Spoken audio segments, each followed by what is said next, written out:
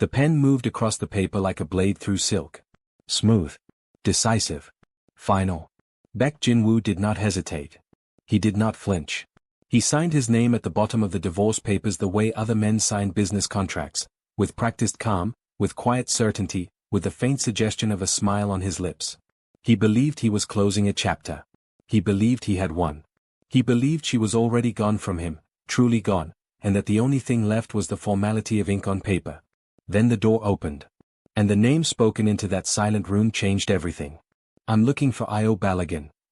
The smile did not disappear from Baek Jin-woo's face.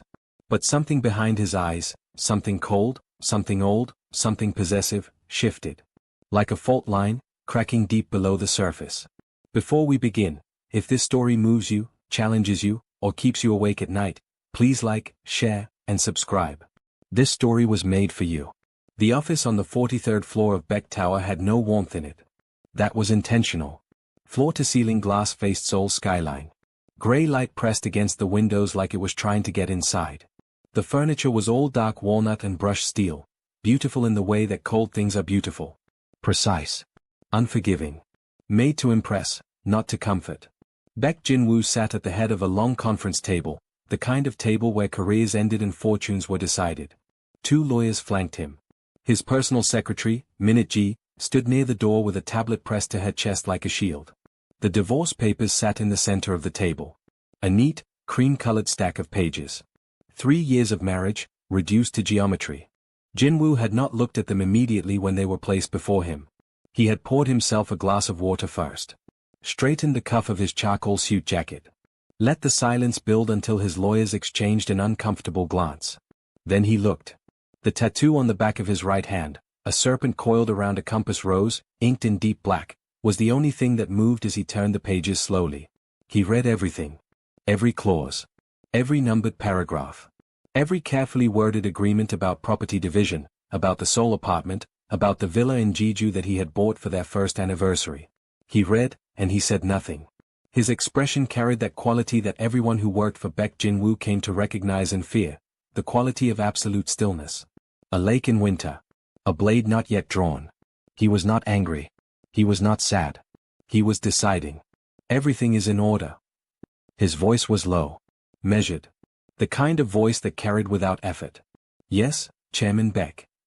The senior lawyer, a man named Park who had worked for the Baek family for 11 years, nodded quickly. All terms have been reviewed and agreed upon by both parties. Mrs. Balogun's legal representative confirmed acceptance 3 days ago. Mrs. Balogun. Jin-woo's jaw shifted, barely. The serpent tattoo on his hand seemed to tighten as his fingers flexed around the pen he had just lifted. He signed. Not with hesitation, not with drama. He signed the way a surgeon makes an incision, cleanly, completely, with full awareness of what he was doing to the thing beneath. And then, the smile. It appeared at the corner of his mouth. Small. Almost private. The kind of smile that didn't reach his calculating eyes but lived entirely in the architecture of his jaw, the slight upward pull of a man who believed he had just accomplished something. Send the copies to her attorney, he said. He set the pen down with a quiet click. Have the Jeju property deed transferred to her name by end of week. Yes, sir. And cancel my 3 o'clock. Of course. He stood. And that was the moment the door opened. The man who stepped through the door was not one of Jin-woo's people. That was immediately clear. He was tall, nearly Jin-woo's height, which was itself uncommon. He wore a suit that cost as much as a small car, ivory white against deep brown skin, and he moved with the particular unhurried confidence of someone who had never been told no in a way that actually stuck. He was perhaps 32, 33. Broad-shouldered. A jaw that could cut stone. Behind him, 2 men in black remained at the threshold. Not quite inside. Not quite outside. Bodyguards. Jin-woo registered that immediately. The newcomer's eyes swept the room with the casual authority of a man assessing property he was considering purchasing.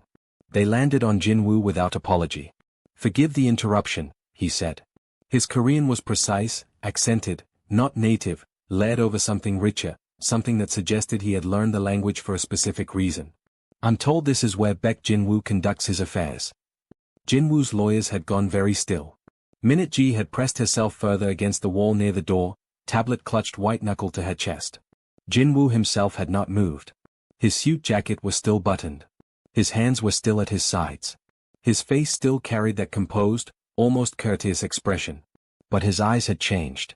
They were reading the man in the white suit the way a chess player reads a board, systematically, without emotion, cataloging everything that could be used. "You have me at a disadvantage," Jinwoo said pleasantly. "I don't believe we've been introduced." The man smiled. It was a warm smile, confident and wide, the kind of smile Jinwoo recognized as a weapon of its own variety. "Deo Adeyemi." He did not offer his hand. "My father is Emeka Adeyemi." The room changed. It was not dramatic. No one gasped. No one moved. But something shifted in the atmospheric pressure of that 43rd floor office, the way pressure shifts before lightning. Emeka Adeyemi. Jinwoo knew that name. Every serious power player in East Asia who dealt in anything that operated on the grey edges of law and commerce knew that name. The Adeyemi family ran operations that stretched from Lagos to London to Singapore. Legitimate businesses on the surface: import, shipping, real estate, private finance. And beneath that surface, a network of influence so deep and so old that governments negotiated with it rather than against it. The Adeyemis were not mafia in the crude sense. They were something older and more sophisticated than that. They were infrastructure. And Deo Adeyemi, eldest son, heir apparent, the next Emeka, was standing in Jinwoo's conference room, having bypassed 3 layers of security, having walked through a door that should not have been opened to him. "I know who your father is," Jinwoo said. His voice had not changed at all. Still low. Still measured. "I'm still waiting to understand why you're in my office." Deo's eyes moved, briefly, deliberately, to the cream-colored stack of papers on the conference table. "I'm looking for Io Balogun," he said. The words dropped into the silence like stones into still water. Jinwoo watched the ripples. He did not look at the divorce papers. He did not look at the pen still lying where he had placed it. He looked at Deo Adeyemi with those cold, calculating eyes, and for exactly 3 seconds, he said nothing. Then, "She is no longer my concern." The smile on Deo's face did not waver. "I know," he said. "That's why I came to you first. As a courtesy." 8 months earlier. Seoul in January had a particular quality of cruelty. The cold did not announce itself loudly. It arrived quietly, pressed itself into everything, into the gaps of old buildings, into the breath between spoken words, into the space between 2 people sleeping in the same bed but no longer touching. Io Balogun had learned the Korean winter the way she had learned everything about her life here, by enduring it until it became familiar, and by refusing to let it see how deeply it reached her. The Baek family penthouse occupied the upper 2 floors of a residential tower in Gangnam. It had 11 rooms, 3 terraces, a private elevator, and windows that turned the entire city into a picture someone else had painted. Beautiful. Framed. Distant. Io stood at the kitchen counter at 6 in the morning, hands wrapped around a mug of bitter tea. She had never fully converted to coffee, no matter how many years she spent in Korea, and stared at nothing. She was wearing a cream silk robe. Her locks were pinned loosely at the back of her head, a few loose strands falling forward. Her face, without the careful composure she maintained in public, was the face of a woman holding herself together by discipline alone. She was 29 years old and she felt ancient. She heard him before she saw him. The soft sound of dress shoes on marble. The particular rhythm of Baek Jinwoo's footsteps, never hurried, never careless. He moved through space as though space had agreed to accommodate him. He appeared in the kitchen doorway in a navy suit, already fully dressed though it was barely past 6.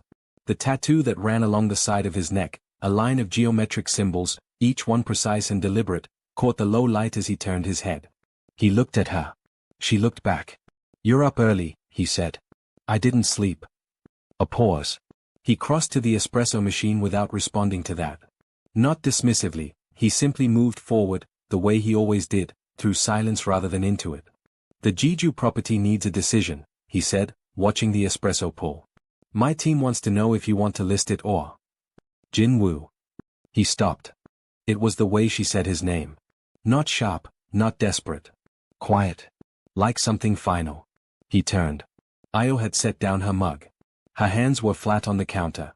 Her eyes, soft and expressive, capable of communicating entire chapters without a word, were looking at him with the particular steadiness of someone who had rehearsed this moment many times inside their own head. "We need to talk," she said. "Properly. Not about property." He looked at her for a long moment. "Tonight," he said. "I have. You always have something tonight." She did not raise her voice. That was the thing about Io, she did not escalate to be heard. She simply stopped waiting for you to give her room and took it. You've had something tonight for 7 months, Jin-woo. I'm not asking for tonight. I'm asking for now. 15 minutes. Right now. Something moved in his eyes. Not softness, Jin-woo did not do softness easily. But recognition. The acknowledgement that this was different from the other mornings, the other conversations that hadn't quite happened. He picked up his espresso. He sat at the kitchen island. And for the first time in a very long time, Baek Jin-woo waited for someone else to speak first. She had practiced this for weeks. She had rehearsed it in the shower, in the car, in the small gallery where she worked 3 days a week, the job she had taken 18 months ago without asking his permission, a fact that had produced one of their quieter, more devastating arguments. She had the words arranged like furniture in a room. She knew where everything was. And then she opened her mouth, and what came out was not the speech. It was something raw. I feel like I'm disappearing, she said. He was very still across the island. Not because of anything you've done to me, she continued, and she was careful about this, careful to be precise, because imprecision with Baek Jin-woo was dangerous. He found gaps in imprecision and lived there. I want you to hear that. This isn't an accusation. But I have been here for 3 years, and I have tried to, she paused. Steadied herself. I have tried to fit inside the life you built before I arrived. And I think I've been doing it wrong, or maybe the life just isn't shaped right for 2 people. I don't know. But I'm losing pieces of myself that I don't think I can get back if I stay. Silence. Jin-woo's espresso cup was in his hand. He had not drunk from it. You want to leave, he said. It was not a question.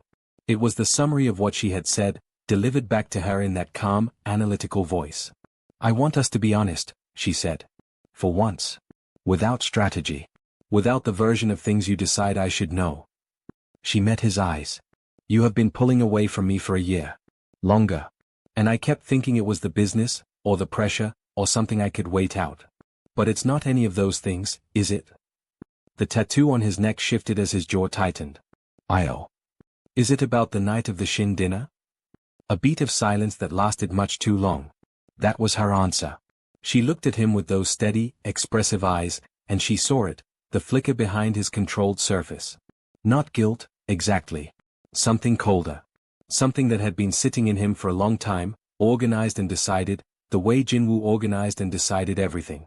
He believed something about that night. Something that was wrong. But she did not correct it. Not then.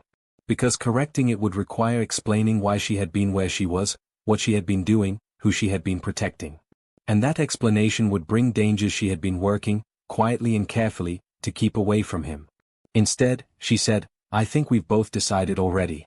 I just think you should know that I know. He set the espresso cup down. The tattoo on the back of his hand, the compass rose, the coiled serpent, lay flat and still against the marble. I'll have my lawyers contact yours, he said. She nodded once. She picked up her mug. She walked back to the window. And Seoul, grey and cold and 13 floors below, looked back at her without comfort. 5 months before the signing. 3 months of proceedings. Final papers, today. The apartment Io moved into was in Mapo, west of the river. It was small by the standards she had been living by. 2 bedrooms, she used the second as a studio. Street level, almost. She could hear the neighborhood from her kitchen window, the particular music of an ordinary street, vendors and motorbikes and children, real life without the insulation of money. She loved it with a fierceness that surprised her. The gallery where she worked, Sora Arts Collective, gave her more hours once the divorce proceedings began. Her director, a small sharp woman named Kwon Ha-eun who asked no unnecessary questions, seemed to understand instinctively that Io needed the work the way some people need running water. So Io poured herself into it. She organized exhibitions. She corresponded with artists from Lagos and Accra and London and Dakar, building a bridge between African contemporary work and the Seoul art scene with the quiet, methodical patience she brought to everything. She ate lunch at her desk. She stayed late. She did not call Jin-woo. He did not call her. What he did, and she discovered this only later, much later, was watch. Not in the way that would have frightened her. Not in any way she could have identified at the time. But his system was extensive and subtle, a contact in her building management, a security consultant who happened to frequent the cafe across from the gallery, digital monitoring so sophisticated it left no trace she could detect. Baek Jin-woo believed, deeply and completely, that not controlling something meant losing it. And he had not yet, in the cold, hidden mathematics of his own heart, decided to lose her. He simply hadn't decided to do anything else yet either. So he watched. And she built. And the city moved between them like a tide, indifferent to what it was carrying apart. The night that changed everything began at a gallery opening. Sora Arts Collective was hosting its spring showcase, Borders of Thresholds, a joint exhibition of Korean and West African abstract works. Io had spent 4 months curating it. She knew every canvas, every sculptor's intention, every carefully considered placement of light. She wore deep burgundy, a simple, structured dress that moved with the particular grace of something well made. Her locks were down. Minimal jewelry, except for the small gold ring she had worn on her right hand since she was 19, a gift from her grandmother in Ibadan. The gallery was full. Seoul's arts community was small enough to feel intimate, large enough to generate heat. Conversation moved between Korean and English and occasionally French. Wine was poured. Someone laughed too loudly near the installation at the back and was given the particular silence of 60 people pretending not to have noticed. Io moved through the space with professional warmth, greeting guests, explaining context, creating the gentle, confident atmosphere that made people feel intelligent for having come. She was good at this. Better than good. She had a quality that rooms responded to, presence without performance, warmth without effort. She did not notice him until he was beside her. The man was tall, broad-shouldered, ivory-white suit against deep brown skin, and a quality of stillness that she recognized, not Jinwoo's stillness, which was controlled and cold, but something different. Deliberate. Patient. The stillness of someone who had learned to wait because they knew the wait was always worth it. This piece, he said, nodding toward the largest canvas, a vast, dark study in indigo and gold by a Lagos-based painter named Tunde Ose, reads differently from this angle. His English carried the music of Lagos beneath it, Yoruba-inflected, elegant. Io glanced at him. You know Tunde's work? I own 3 of his pieces. He smiled. Though not this one. Yet. He extended his hand. Deo Adeyemi. She shook it. Io Balogun. I curated this exhibition. I know. He looked at the canvas, not at her. My people looked into the gallery before I came. I was told the curator was extraordinary. A brief pause. My people were understating it. She studied him with the particular calibration she had developed over years of navigating spaces where power and charm were often deployed as the same weapon. He did not feel dangerous on the surface.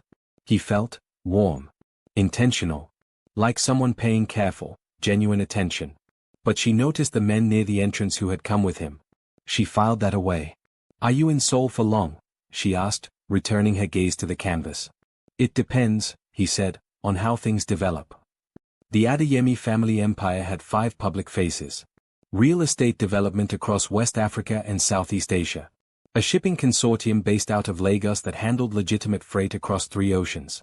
A private equity firm with offices in London, Seoul, and Singapore. A foundation that funded education infrastructure in 6 countries. And a technology investment arm that had quietly backed 4 unicorn startups in the past decade. These were the things you could find if you searched carefully. What you could not find, what required different kinds of access to understand, was the architecture beneath those surfaces. The Adeyemis did not run organized crime the way Western fiction imagined it. There were no dramatic confrontations, no warehouses, no visible brutality. What they ran was older and more elegant, a network of obligation, of favors owed and debts held, of information carefully curated and selectively released. They were embedded in governments, in courts, in financial systems. They were, in the most precise sense, untouchable. And Deo, 28 years old when he had first met Io Balogun, not in Seoul, not at the gallery, but 3 years earlier in London at a charity event she had attended as Baek Jinwoo's wife, had never forgotten her.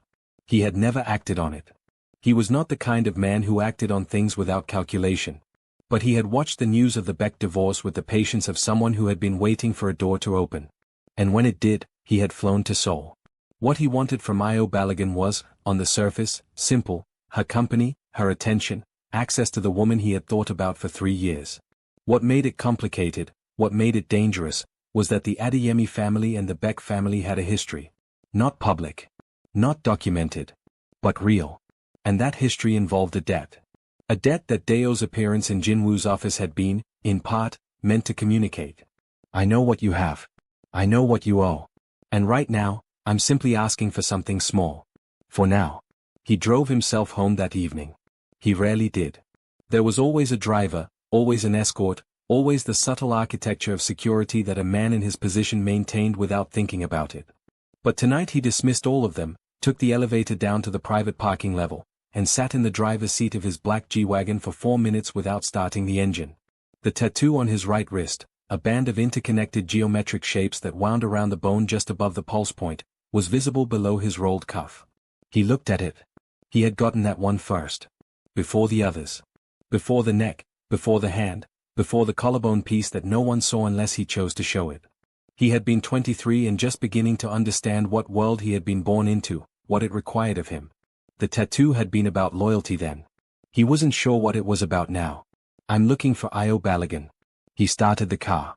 He drove without destination for 40 minutes, through Seoul's evening traffic, through tunnels that glittered and expressways that curved above the Han River, which ran dark and wide below the city lights. He had signed the papers. It was done. She was, legally, formally, no longer his. The word has moved through him like a current he hadn't expected to still feel.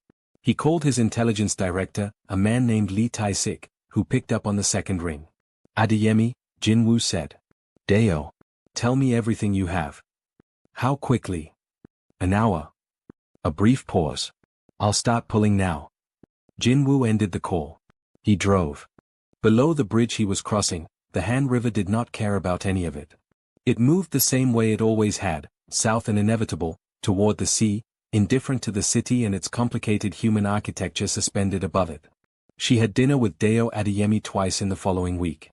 The first time was accidental, or she believed it was. He appeared at the cafe near the gallery where she took her lunch, and she was alone at a corner table with a notebook and a sandwich, and he asked if he could join her, and she had said yes because saying no felt theatrical.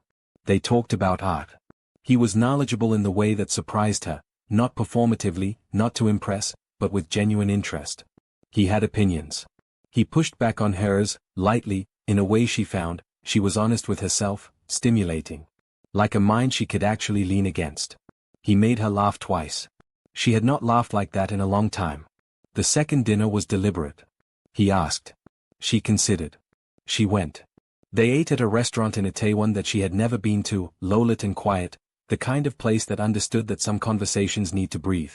He ordered in Korean, which surprised her, and she responded in kind, which surprised him.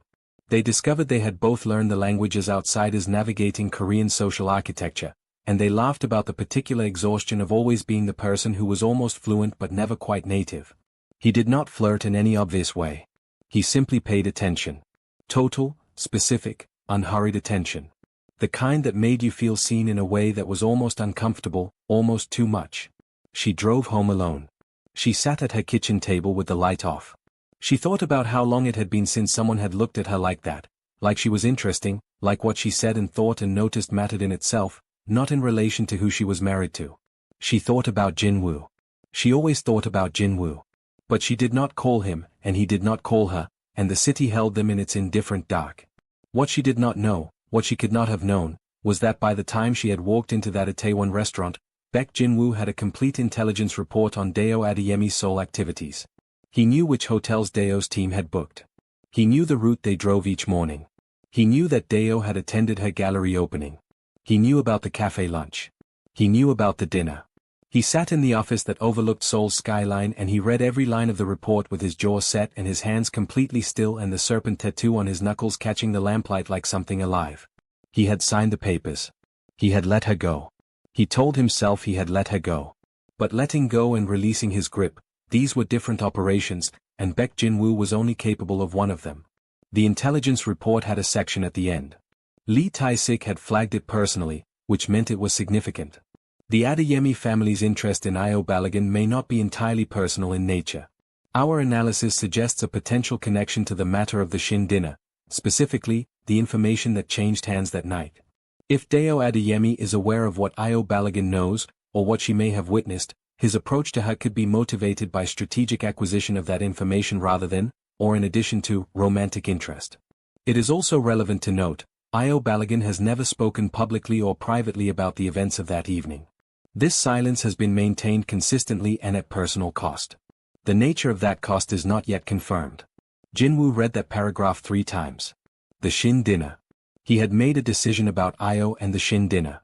He had decided, based on what he had seen, what he had heard from a source he trusted, that she had, in the middle of the most sensitive negotiation of his career, the kind of negotiation whose outcome determined not just his business but his family's survival, spoken to someone she should not have spoken to. He had decided she had betrayed him. He had not confronted her directly. That was not his way.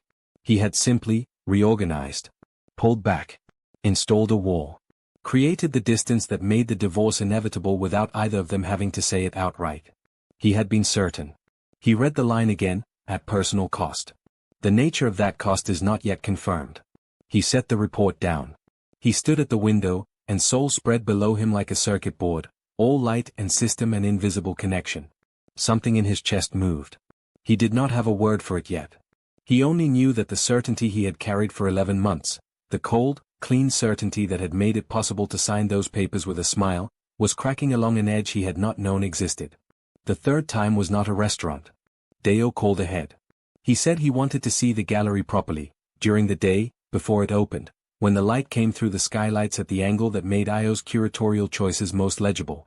He said he was interested in commissioning a piece for his family's new development in Lagos and needed her professional guidance. It was, she recognized, the most elegant excuse she had ever been given. She let him come. He arrived at 9 in the morning with coffee from the place 2 streets over. He had remembered, from their cafe lunch, that she took hers with oat milk and a single spoon of honey. She noted this with the carefully neutral expression of a woman who was not yet ready to be charmed by such things, but was noting them nonetheless. They walked the gallery for an hour. He was thoughtful. He asked questions that demonstrated he had done serious reading since their last conversation. He listened to her answers with that same complete attention that she was beginning to understand was simply how he operated, not a performance of interest but genuine engagement. He saw things she pointed out and he also saw things she hadn't mentioned, connections between pieces that she found genuinely surprising. At some point they stopped in front of a small, intense piece by a Yoruba sculptor, carved wood, barely 18 inches high, a figure in the act of reaching toward something just out of frame, and Deo said, quietly, "This one. For the Lagos project." "No." He looked at it a moment longer. "For myself." A pause. "Can I ask you something?" he said. She kept her eyes on the sculpture. "You can ask. Are you happy here?" She turned to look at him. He was looking at the sculpture, not at her, and she appreciated that, because it made it easier to consider the question honestly rather than defensively. "I'm building something," she said carefully. "That's not the same as happy, but it might be better." He nodded, slowly. "I understand that distinction." Another silence. Not uncomfortable. Just, inhabited. "I'd like to take you somewhere," he said. "Not dinner. Not a restaurant. I want to show you something. Tomorrow, if you're willing. It involves a drive." She looked at him.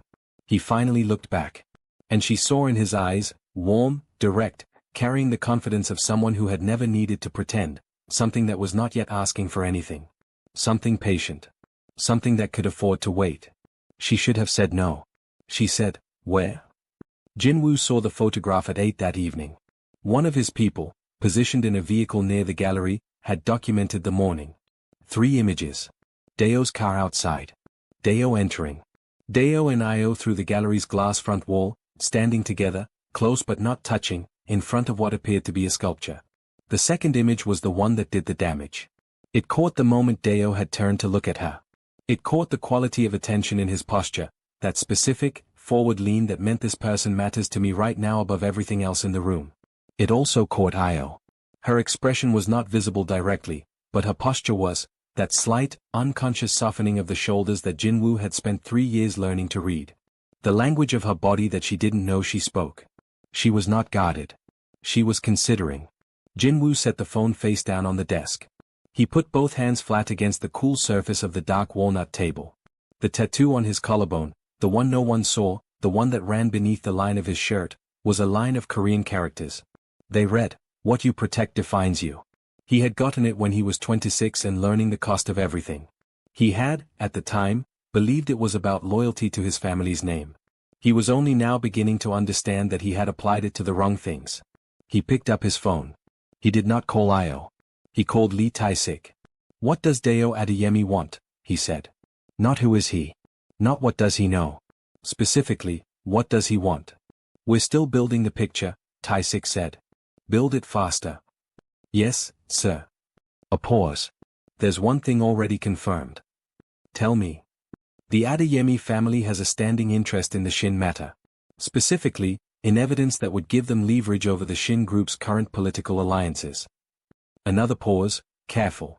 The kind of evidence that might exist if someone had been present at the Shin dinner in a capacity that wasn't publicly documented. Jinwoo said nothing. The city outside his window pulsed and moved. Are you saying, he said slowly, that Deo Adeyemi is approaching Io because he believes she has something he can use? I'm saying it's possible. The personal interest may also be genuine. The two aren't mutually exclusive for a man like Adeyemi. Jinwoo's jaw hardened. If she has something they want, he said, voice very quiet, then she is not safe. No, sir. Who else knows she may have been there? A longer pause. Shin Jae-won, Taisik said. Possibly. Shin Jae-won. The name moved through Jinwoo like ice water. Shin Jae-won, whose family controlled the most dangerous intersection of politics and criminal enterprise in Korea. Whose people, at that dinner 11 months ago, had been present when something very significant had changed hands. And Io had been there. He had thought she was betraying him. What if she had been in the wrong place and seen the wrong thing? What if she had been protecting that secret, from him, to keep him out of it, to keep him safe? At personal cost. He stood up so quickly the chair moved behind him. She's going somewhere with Adeyemi tomorrow, he said. I want to know where. I want a team on her. Not close. But there. Understood. And Taisik. Sir. If anything makes contact with her in a way that isn't Adeyemi himself, he stopped. Steadied the current of something that was running through him faster and hotter than anything he had allowed himself in a long time. Handle it. He ended the call. He stood at the window for a long time. Outside, Seoul did not notice. It was just the city, enormous and indifferent, going about its business of being alive. But inside Baek Jinwoo, something had shattered very quietly and very completely, and the pieces of it were rearranging themselves into something new and urgent and terrifying. He had made an error. He had decided she betrayed him, and he had built 11 months of cold architecture on that decision, and he had signed divorce papers with a smile. And he had been wrong. She had not betrayed him. She had been protecting him. And now, because of his certainty and his pride and his inability to ask rather than decide, she was standing near a man who might be the most dangerous person in her life. And she didn't know it. Deo drove south. Out of the city, away from the compressed geometry of Seoul, into the kind of landscape that opens up slowly. Low hills first, then mountains, forested and gray-green in the early spring. The highway gave way to smaller roads that curved between villages and rice paddies still winter-brown. Io watched it through the passenger window without speaking. She had dressed carefully and then changed twice and then put back on her first choice, dark wide-leg trousers, a caramel-colored coat, her locks in a loose braid over one shoulder. She had told Haun she would be in late. She had not explained further. Deo drove the way he did everything, unhurried, completely present. The car smelled of cedar and something darker beneath it that she couldn't name but registered in the base of her throat. Where are we going? She finally asked. A house, he said. Not mine. A property I'm considering for a development project. I want a second perspective. On a house. On a location. The house is incidental. And you need an art curator for this. He glanced at her. That warm, confident look. I need someone whose judgment I trust. That's a short list. She turned back to the window. You've known me for 10 days. Some assessments take a decade, he said. Others take 30 seconds. You were 30 seconds. She did not respond to that. But she felt it, the warmth of it, the particular pleasure of being assessed quickly and found worthy. She noted that she felt it and examined it and found it both genuine and somewhat alarming. Tell me about Lagos, she said, redirecting. Your family. A brief pause. Comfortable, not loaded. Large, he said. Complicated. Loud in the way that families who have a lot of history and money tend to be loud, always performing for each other. He paused. My father is, another pause, significant. In every sense. Being his son means navigating a very specific gravity well. She understood that. She had navigated a similar well, wearing a different name. Does it exhaust you? She asked. Constantly, he said. Simply. Without complaint. She turned to look at him. His profile was clean and strong against the passing landscape. The ivory of his suit had been replaced this morning with soft charcoal. He looked, somehow, more real. Why Seoul? She asked. This specifically. He kept his eyes on the road. Partly business, he said. Partly you. The honesty of it stopped her from formulating the deflection she'd been preparing. She had been expecting something indirect, something with plausible deniability. Not this. That's direct, she said. I got tired of indirect, he said. It wastes time and it underestimates people.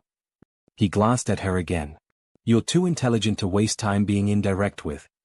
She held his gaze for a moment before looking back at the road. I'm not ready for anything, she said. Clearly. Without apology. I know, he said. Just as clearly. I'm not asking you to be. I'm just being honest about why I'm here. What you do with that is entirely up to you. The hills rolled past. She sat with it. There was something disarming about a man who told you the truth of his wanting without the expectation that it obligated you to anything.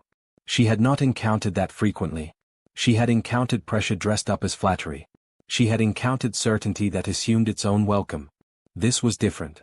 She did not know, yet, what else it was. The property was a traditional hanok, old architecture, courtyards and dark timber and curved rooflines that sat against the hillside as though they had grown there. It had been empty for years, apparently.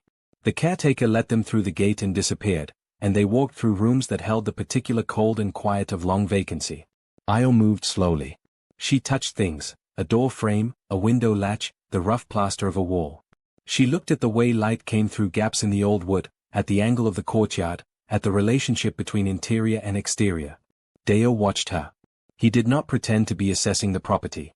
He was watching her move through it, the way she inhabited space, the way her attention worked, the thoroughness and the quality of her noticing. He watched with that complete, patient attention. This shouldn't be a development, she said eventually. No? It should be preserved. Restored. This courtyard, she paused in the center of it, looking up, this is extraordinary. The proportions. The original foundation. She turned. If you develop this, you lose the thing that makes it worth anything. What would you do with it? She thought. A residency. 4 artists. You could house 6, maybe 8 at a time, Korean and international.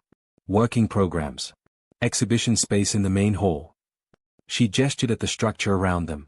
This space should be about making, not accommodation. Leave the architecture. Build around it. He was smiling. What? She said. I was hoping you'd say something like that.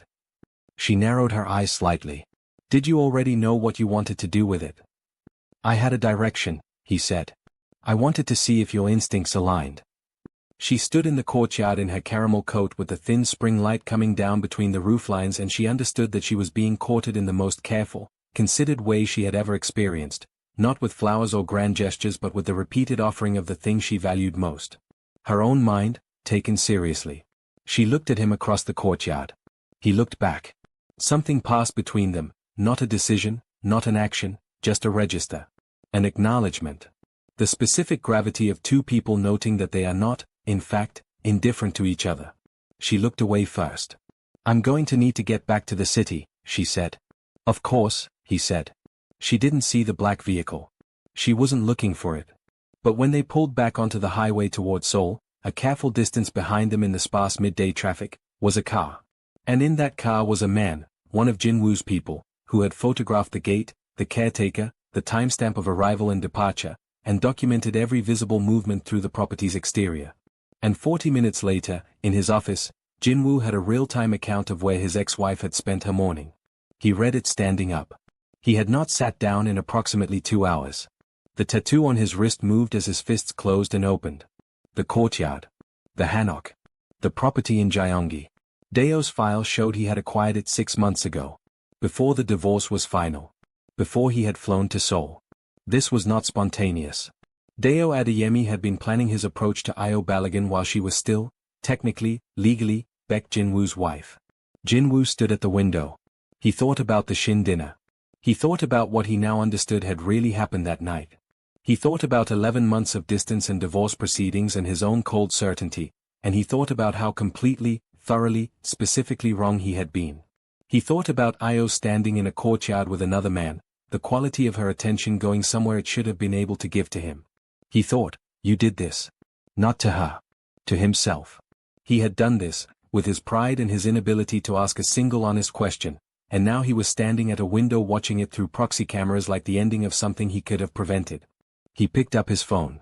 He put it down. He picked it up again and held it for a long moment, the screen dark, his reflection ghost-like in the glass. He dialed. It rang 3 times. Hello?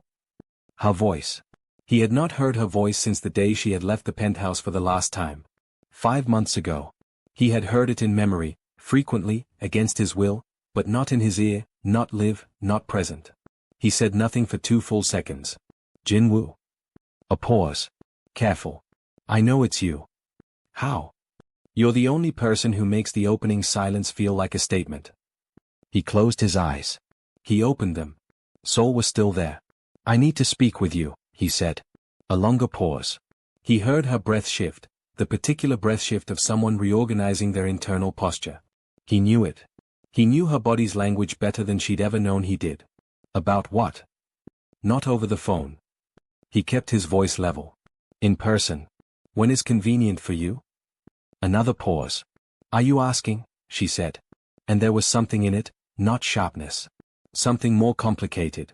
Surprise, possibly, or a kind of careful hope that she was working very hard to keep contained. Yes, he said. I am asking. Silence stretched between them. Tomorrow, she said. 11. The gallery will be closed. I'll be there. I'll come to you, he said. She said nothing for a moment. All right, she said. He ended the call. He stood very still for a long time. Then he unclenched his hands, smoothed the front of his jacket, and went back to his desk. His face was entirely composed. But beneath the collar of his shirt, in the ink of the tattoo that ran along his collarbone, what you protect defines you, he had learned something new about himself. He had spent 11 months protecting the wrong version of events. He did not intend to make that mistake again. She arrived before him. She always had. This had been a feature of their marriage. She arrived, she arranged herself, she waited with the patience that was not passivity but preparation. She had learned early that being ready was not the same as being safe, but it helped. The gallery was closed for maintenance, half the lights off, artwork at rest. It had a different quality like this, more honest, somehow, without the performance of being looked at.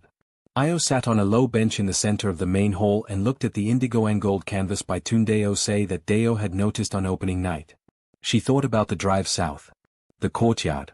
The particular way Deo Adeyemi paid attention. She thought about Jinwoo's call last night. The silence before he spoke. The controlled voice that she knew, underneath the control, was running something it wasn't showing. I need to speak with you. Not, I miss you. Not, I was wrong. Simply, I need. Even now, unable to want without framing it as necessity. The door opened at 11:01. She heard his footsteps on the concrete floor, that rhythm she knew, that careful unhurried cadence, and she sat still and looked at the painting until he was in the room. She heard him stop. She turned. He was in a dark gray suit, no tie, the collar of his shirt open, and the tattoo on his neck was visible, that line of geometric symbols. She had memoized it once, years ago, with her fingers, in a different life. He carried his jacket over one arm, which told her he had driven himself. When he had people driving him, the jacket stayed on. He looked at her. She looked at him.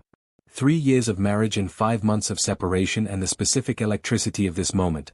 2 people who know each other completely and are no longer allowed to. The gallery is beautiful without people in it, he said. He walked in slowly, looking at the works. I always preferred it this way, she said. He stopped near the Ose canvas. He looked at it.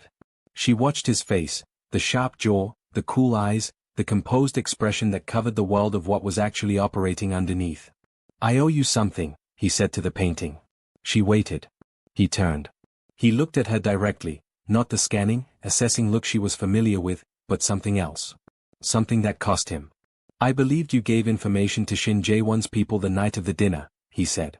I believed you compromised my position deliberately. Her face did not change. I know what you believed, she said. I was wrong. The silence that followed those 3 words was immense. It filled the gallery from floor to skylight. I know that now, he continued. I should have asked you. I should have said what I believed and given you the chance to answer. He paused. I didn't. That is a failure I own completely. She looked at him.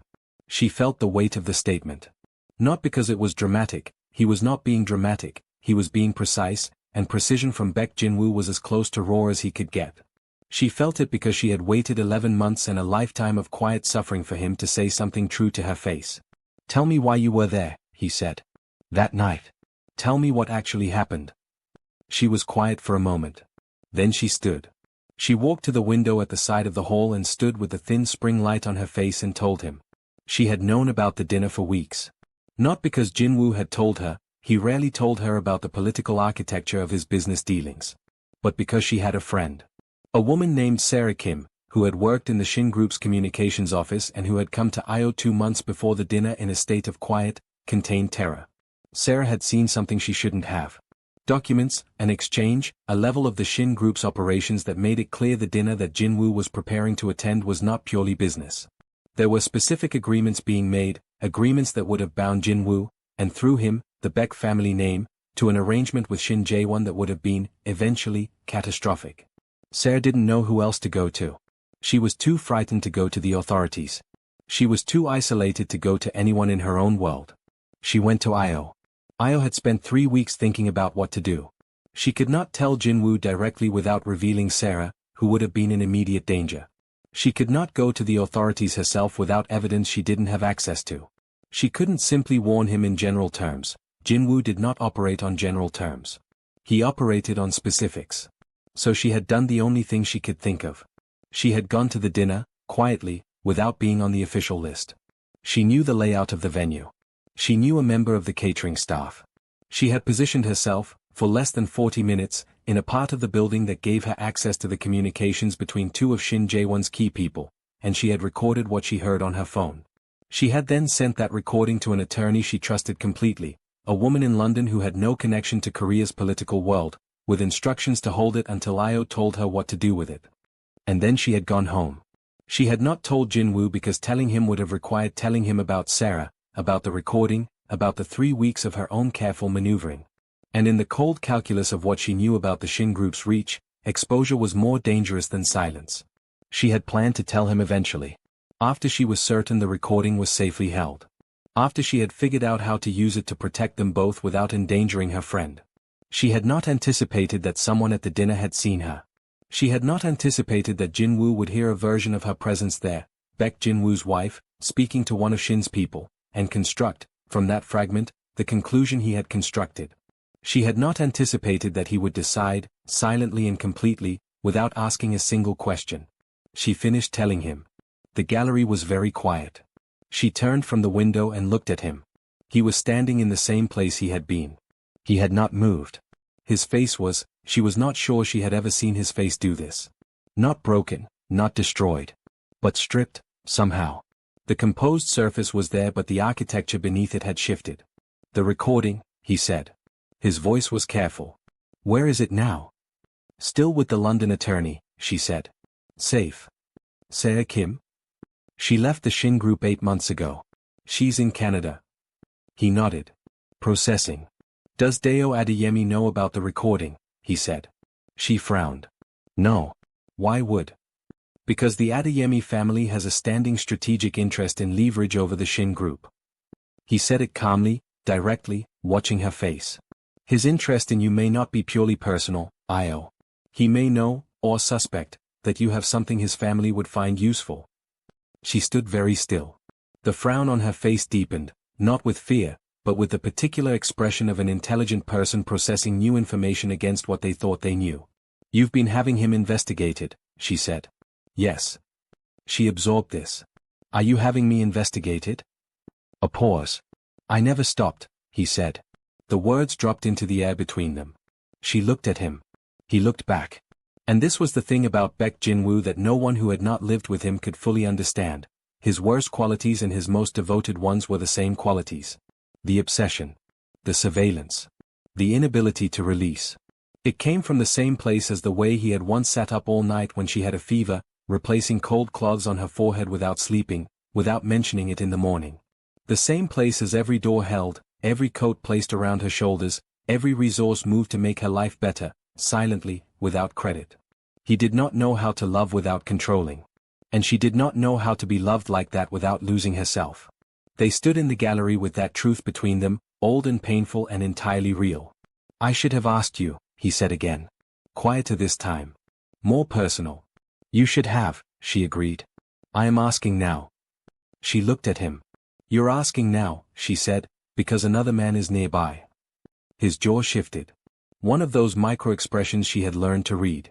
The one that meant she had hit something true and he was absorbing it. "Yes," he said. "In part. But not only." She studied him. "That's honest," she said. "I'm trying to be." The light in the gallery shifted as a cloud moved outside, changing the quality of the room entirely for a moment, dimmer, more intimate. She looked at the Osei painting. The vast dark field, indigo and gold, the sense of something moving beneath the surface. "What do you want, Jinwoo?" she asked. "Not what you think you should want. Not what makes strategic sense. What do you want?" A long silence. Longer than she expected. She waited it out. When he finally spoke, his voice was lower than usual. Stripped down to something she hadn't heard in years. "You," he said. "The same thing I have always wanted. The thing I destroyed with my own hands because I was too certain and too proud to ask a single question." She closed her eyes for a moment. When she opened them, she was composed, that particular Io composure, graceful under pressure, that he had watched and admired and sometimes, in his worst moments, resented because he could not always get beneath it. "I need time," she said. "I know. Not a few days. Real time. I need to," she paused. "I need to know you're asking because you've changed something, not because you're threatened by someone else's interest in me." "Those things aren't mutually exclusive either," he said. She almost smiled. "Just the edge of it." "No," she agreed. "But they have different weights." He took a step toward her.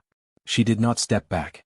He stopped close enough that she could see the geometric tattoo on his neck clearly, the shapes that she had once, in a half-asleep moment, traced with her finger while he was still and warm beside her. He looked at her face with those cold, calculating eyes that were, right now, entirely uncalculating. "I will give you time," he said. "Whatever amount you need. But I need you to understand something while you're taking it." "What?" "Deo Adeyemi is not safe. Not as a threat to you personally, not yet. But his family's interest in that recording changes the stakes." His voice dropped.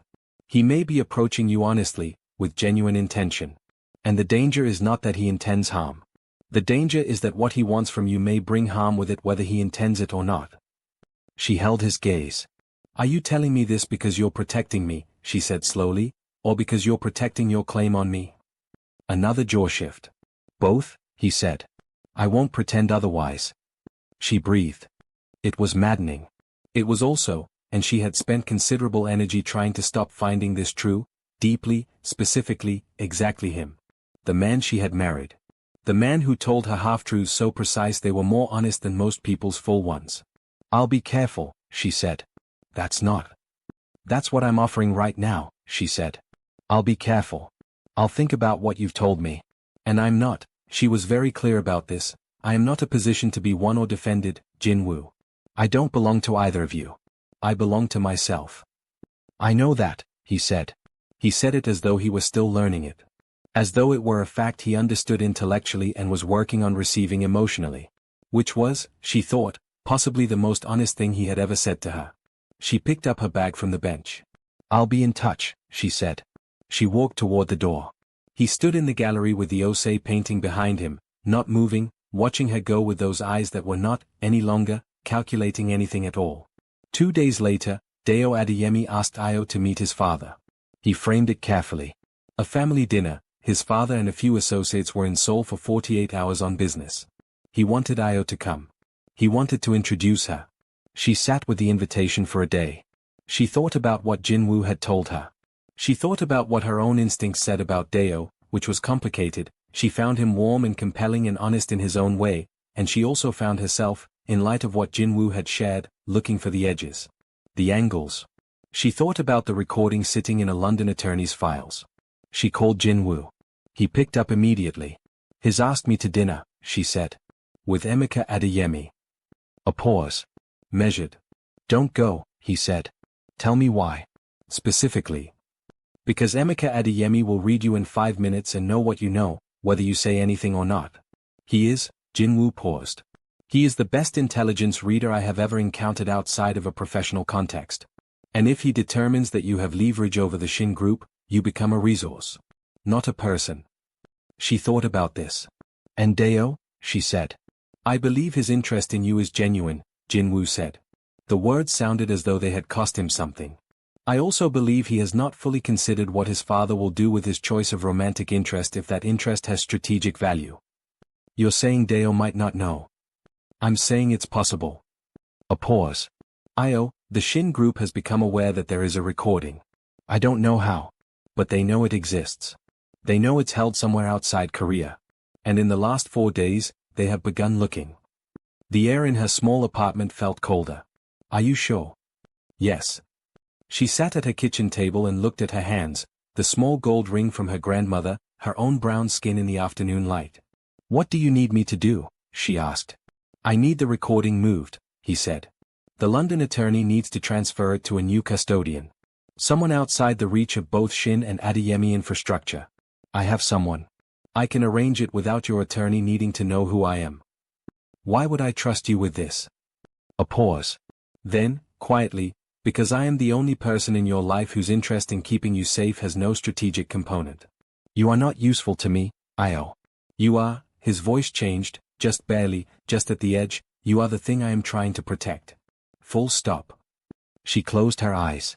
She breathed in. Send me the contact information, she said. I'll arrange it. Thank you. Don't thank me yet, she said. I still haven't decided anything about us. I know, he said.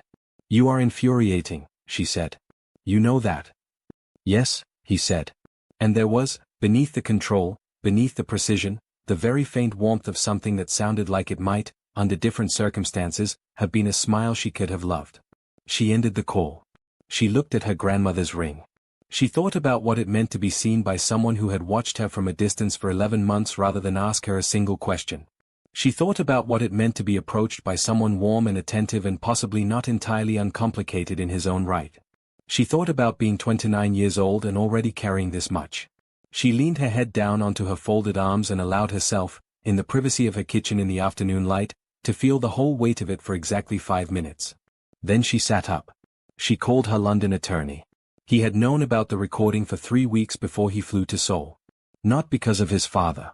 His father didn't know, and Deo had kept it that way, specifically and deliberately, because he had recognized immediately the moment the intelligence crossed his desk that this was the kind of information that changed what people were to his family. Changed them from people into positions. He did not want Io Balogun to become a position. He wanted her to become. He stopped that thought regularly. He was a careful man. He knew the distance between want and take, between interest and action. But he also knew that his window was limited. His father's people moved methodically and eventually found everything. And if Emeka Adeyemi reached Io before Deo had established something, some relationship, some trust, she would be approached as a tool rather than a person, and everything would go wrong in ways he didn't want to be responsible for. So he had come. He had been honest. About his interest. About the attention he was paying her. He had not been honest about everything. He had not told her that he knew about the recording, that this was part of why the timing of his arrival in Seoul was what it was. He told himself the omission wasn't a lie. He knew, in his better moments, that it was. He also knew that Io was already being circled by 2 men with complicated motivations, and that she deserved to know that. He sat in his hotel suite on the 28th floor with the Seoul skyline on 3 sides and thought about this for a long time. He thought about her face in the gallery. The way she moved through the Hanok courtyard. The quality of her mind, which was the sharpest and most honest thing he had encountered in years. He thought about the fact that she had politely declined the dinner with his father. He thought about Baek Jinwoo. He had researched Jinwoo thoroughly before flying to Seoul. He understood the landscape. He understood that the divorce papers had been signed, but that the emotional architecture between those 2 people was not, no matter what the documents said, finished. He was not afraid of Jinwoo as a competitor. He was, however, afraid of himself. Of his own tendency to want things he had not fully earned. Of the Adeyemi gravity, which bent people and relationships toward his family's needs whether he intended it or not. He picked up his phone. He called Io. I need to tell you something, he said, when she answered. She was quiet. I knew about the recording before I came to Seoul, he said. A longer silence. Tell me everything, she said. He did. He had not expected Jinwoo to be there. Deo had suggested meeting at the gallery, neutral ground, a space that was hers. He arrived to find the door already unlocked and two people inside. Io, sitting on the low bench. And Baek Jinwoo, standing near the back wall with his jacket on, hands in his pockets, the tattoo on his neck and the one on the back of his hand both visible, his face carrying that composed, courteous expression that communicated absolute territorial certainty without raising a single voice. Deo stopped in the doorway. He looked at Jinwoo. Jinwoo looked back at him. She called me, Jinwoo said pleasantly. I hope you don't mind. Deo's jaw adjusted. He came in. He stood at a position equidistant between them, not consciously, but with the instinct of a man who understood physical geometry. I don't mind, he said. He looked at Io. How much have you told him? Everything you told me, she said. He nodded. Jinwoo was watching him the way he always watched everything, thoroughly, without expression, already working. The Shin group has activated, Jinwoo said. They have a team in Seoul and another in London. The recording needs to be moved in the next 24 hours. I have an arrangement, but it requires cooperation. He paused. From both of you. Deo looked at him. Cooperation. The Adeyemi name, properly deployed, can neutralize the London search. I need your people to make it clear to whoever is looking that the search is over, the file has been moved, the destination is unknown. A misdirection. Jinwoo's voice was completely calm. In exchange, when the recording is properly secured, I will share its contents with you before any other use is decided. Deo studied him. You're offering me what I came for, he said. In exchange for my family's protection infrastructure. Yes. That's a very clean deal, Chairman Beck. I generally prefer clean deals. Deo was quiet. He looked at Io. She was looking back at him, with those soft, expressive eyes that had never been naive, not once in the time he had known her. She was watching him the way she watched everything, thoroughly, with full comprehension. I told you the truth, he said to her. I want that to count for something. It does, she said. But I need to know this is finished, she said. The part where I'm relevant to your family's strategies. I need to know that whatever this arrangement is, whatever gets decided about the recording and the Shin group, I am not part of the equation going forward. He looked at her for a long moment. You're asking me to choose. I'm asking you to be honest about what I am to you, she said. If the answer includes a strategy, I need to know. He breathed. He looked at the Osei painting. Indigo and gold, depth and movement. Then he looked back at her. You are not a strategy, he said. What I told you from the beginning is what I meant. But I also know, he paused, I know that what you need right now is not what I'm offering. And what you, his eyes moved briefly, barely, to Jinwoo, what is already here between you is not finished. I'm not going to fight over something that isn't mine to fight over. The room held this. Jinwoo said nothing. Io looked at Deo with something that was not quite relief and not quite sadness but was made of elements of both. Thank you, she said. For telling me the truth. It's the least I could offer, he said. He looked at Jinwoo. I'll make the call to London, he said. Consider it done. He paused. The contents of the recording, I'll trust you to use them appropriately. Jinwoo met his eyes. I will. They were not friends. They would likely never be friends. But there was in that exchange the particular respect of two men who had recognized in each other the thing they each took most seriously, a commitment to a specific kind of integrity, even when it cost something. Deo walked to the door. He stopped with one hand on the frame. Io. She looked at him. Whatever you build here, the residency, if it happens, I hope I can bring the first Nigerian artist, he said. With a slight smile that was, she thought, the most genuinely warm thing she had seen from him. On merit. Not on strategy. She smiled back. On merit, she agreed. He left. The gallery was quiet again. Just the two of them, and the art, and the particular weight of a room after something significant has happened in it. Io sat on the bench. Jinwoo sat beside her. Not close. A foot of space between them. But beside. Present. You called me, he said. Yes. Not him. I called you both, she said. It was necessary for you to be in the same room. He looked at the Osei canvas. Is that all it was? She looked at it too. No, she said. But the rest is, she paused. The rest is still complicated. He was quiet. I know, he said. I know it's complicated. I made it that way. Yes, she agreed. She did not soften it. I have been trying to think of what I could offer you, he said slowly, that isn't just more of what I already did. More control. More certainty. More decisions made for you. He paused. I don't know how to be a different person. But I can learn to ask. I can learn to wait. Another pause. I want to learn that. For you. She turned to look at him. He was looking at the painting. His jaw was sharp in profile, the geometric tattoo on his neck catching the gallery light. He looked, not less formidable, never that. But honest.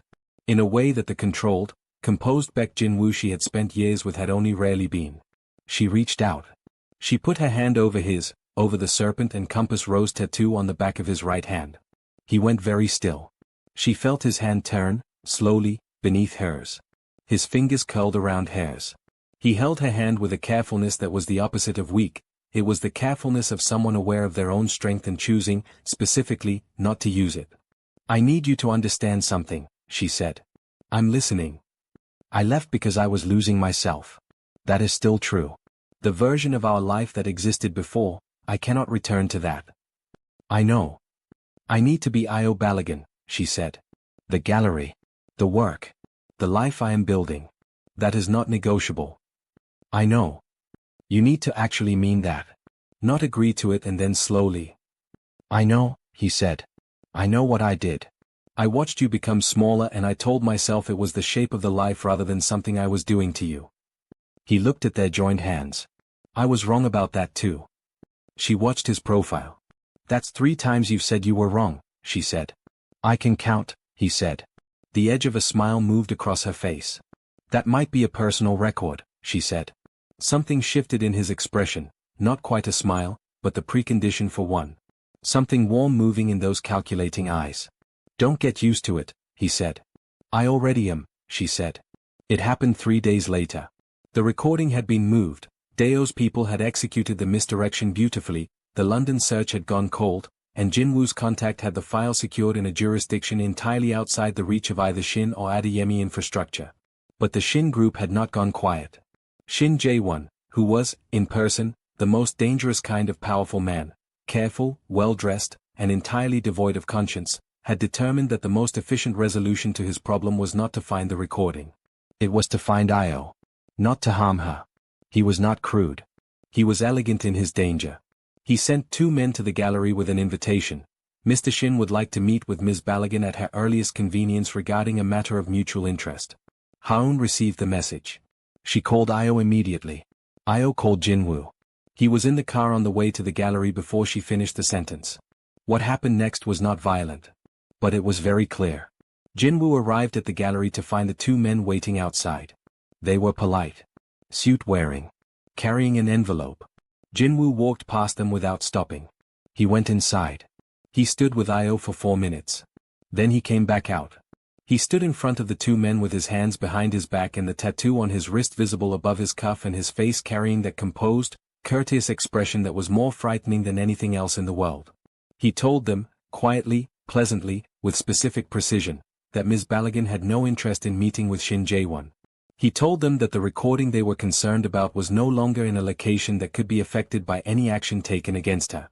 He told them that the contents of that recording, if anything were to happen to her, or to anyone connected to her, would reach 6 separate institutions simultaneously, including 3 whose interest in the Shin Group's activities would be professional and prosecutorial in nature. He told them this in the same tone other men used to discuss the weather. Then he said, "Communicate my regards to Mr. Shin. We have no further business." The men left. Jinwoo came back inside. Io was standing in the center of the gallery. Her composure was intact. She had been afraid, she was honest enough with herself to know that, but the fear had been managed and set aside with the practiced efficiency of a woman who had learned to hold herself together under pressure. She looked at him. "How certain are you that was enough?" she said. 80%, he said. Which, from Jinwoo, was effectively certain. The Shin Group has far larger problems than pursuing a recording that is no longer within their reach. Jae-won is calculated. He won't waste resources on diminishing returns. She breathed. And the other 20%? Is why I'm not going anywhere, he said. She looked at him for a long moment. He was standing near the Osei painting. The indigo and gold behind him. The tattoo on his neck and the one on his hand and the weight of him, composed and present and entirely, completely fixed on her. She crossed the room. She stopped in front of him. She looked at his face, the sharp jaw, those cool eyes that were not cool right now, the controlled expression that was, at this proximity, the thinnest she had ever seen it. You came, she said. I will always come, he said. Simply. Without drama. As though it were a fact of geography. She put one hand on his chest, above the place where the "what you protect defines you" tattoo lay beneath his shirt, and felt his breath shift beneath her palm. He looked down at her hand. Then at her face. And he did something she had not seen him do in years. He reached up and put his hand over hers, the same way she had covered his in the gallery 3 days ago. Covering. Holding. Careful. I need to tell you something, he said. Tell me. I love you, he said. It came out precise and stripped down and entirely without ornament, the way the truest things always sounded when they finally emerged from Baek Jin-woo, who had spent years burying them. I have loved you every day that I watched you from a distance and told myself I had let you go. I have loved you every day of those proceedings and every night of those 5 months. I was wrong about what you did. I was wrong about what you deserved. I was wrong about what love requires. He paused. But I have not been wrong about that. She looked at him. Her eyes, soft, expressive, carrying all of it, were very bright. I know, she said quietly. I've always known. I should have said it more, he said. You should have asked more, she said. But yes. Both things. He brought his other hand up to her face, his thumb at her jaw, just resting, asking nothing, just there. She leaned into it, barely, by a fraction. It was enough. He kissed her, not with urgency, not with the desperate force of something too long denied, but with that particular care of someone aware of their own capacity for damage and choosing, specifically, precision. It was quiet and it was real and it was full of everything that 11 months of silence had been holding. She kissed him back. And the gallery held them, the art and the light and the vast indigo canvas with its moving gold, in the particular privacy of a space that understood something about depth. Fade to black. The Shin group receded. Not dramatically. Not with any public collapse or visible consequence. The Shin group's machinery was too sophisticated for that. But the pressure on Io stopped, cleanly and completely, within the week. Jin-woo's assessment had been correct, J1 was calculated, and he understood when a position was no longer tenable. The recording, when Jin-woo and Io together decided how to use it, went not to the press, not to the courts, but to 2 journalists whose reputation for integrity was ironclad and whose reach was international. It was released as part of a larger investigative piece, months later, with Io's name protected entirely. Shin Jae-won's political alliances collapsed slowly and completely, the way things that have been undermined at the foundation eventually fall. None of this was loud. None of it was dramatic. It was quiet and systemic and entirely effective. The Hanok property in Gyeonggi moved forward as a residency. Daeo's foundation backed it, as agreed. Io took the director position. Haeun became her deputy. The first residency class included 4 Korean artists and 3 international ones, including, at Daeo's quiet insistence, a painter from Lagos named Funmi Adeyemo who had no connection to the Adeyemi family except talent. The work was extraordinary. Daeo returned to Lagos with the Shin group leverage his family had been seeking, delivered through the arrangement with Jin-woo, and did not contact Io directly for 4 months. When he did, it was a brief message. The first exhibition went beautifully. I watched from Lagos. You made something real. She replied, thank you for the push. Nothing further. It was the end of something and also, in its quiet way, the beginning of a kind of respect that required no further navigation. They did not rush. This was, and it was significant, because Jin-woo was not constitutionally designed for slow, his deliberate choice. He had made her a promise in the gallery, I can learn to wait. He kept it. He gave her the Mapo apartment, the gallery work, the small life she had built. He came to her, not the other way. He learned to knock rather than arrange. He learned to ask what she was thinking rather than read her posture and decide. He was not perfect at it. There were moments, a particular evening in her kitchen when he reorganized her schedule without asking, and she had looked at him with those quiet, expressive eyes in a way that required no words, where the old patterns surfaced. He recognized them now, which was different. Recognition was the first thing. Change was slower. But he came back the next morning with breakfast and an apology that was precise and genuine and not dressed up as anything else. She accepted it. Not easily. With the particular considered grace of a woman who had learned that forgiveness was not weakness, it was the sophisticated work of someone who understood that people were capable of more than their worst moments. They walked along the Han River on Sunday mornings. He carried her bag without comment when they went to markets, and she teased him that he looked architecturally wrong carrying linen bags full of vegetables, and he bore this with a dignity that was, somehow, deeply endearing. She showed him her grandmother's ring, one evening, and told him the story behind it. He listened the way she had always wanted him to, without preparing a response, without organizing the information, simply receiving it. He told her things he had never told anyone. About the year he was 23 and the price he had paid to secure the Beck family position. About what the tattoos meant, each one. About the night he had gotten the collarbone one, what he had been feeling, what he had been promising to himself that was harder and more expensive to keep than he had known at the time. She listened. They were building something new. Not the marriage they had had. Something different, and better, and harder, and worth the difficulty. He asked her on a Tuesday morning. Not in a restaurant, not on bended knee in any arrangement of flowers and performance. He asked her in her kitchen in the Mapo apartment, at 7 in the morning, while she was making tea and he was reading something on his phone and the ordinary sound of her street came through the open window, motorbikes and vendors and children, real life. He set his phone down. He looked at her. She had her back to him, watching the kettle, locks pinned up, wearing the oversized cream sweater she wore when she wasn't expecting to be seen. "Marry me again," he said. She was quiet for a moment. The kettle began to whistle. She poured her tea. She turned around. She looked at him, this man, sharp-jawed and composed, the serpent tattoo visible on his wrist below his rolled sleeve, those cool eyes entirely uncalculating this morning. This specific, impossible, maddening, devoted man. "Different terms," she said. "Entirely," he said. "I keep the gallery. The directorship. The residency. Obviously. I keep this apartment." A slight pause. "I'd like to be in it more than half the week."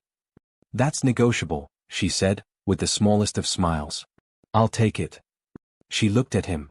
She thought about 29 years old and all the weight she had carried. She thought about the courtyard in Gyeonggi and the indigo canvas and her grandmother's ring. She thought about standing in a kitchen at 6 in the morning saying "I feel like I'm disappearing," and about the long, costly, necessary journey back from that place to here. She thought about love, not as she had imagined it at 24, arriving in Korea on the arm of a powerful and magnetic man, dazzled by the scale of everything. But love as she had come to understand it in the hard school of 3 years and 5 months and 11 months of watching from a distance and one conversation in a gallery and all the quiet Sundays after. She set down her mug. She walked to where he was sitting.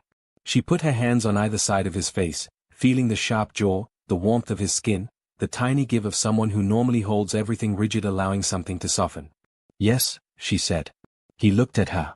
The smile that moved across his face was not the composed, controlled signature smile that other people saw. It was different. It was the smile that had been underneath that one all along, the one that belonged only to her, the one that lived in him beneath every layer of calculation and control and power. It was just a man. In a kitchen, in the morning, in the ordinary music of a real street. Profoundly, permanently in love. He put his hands over hers. He held them there.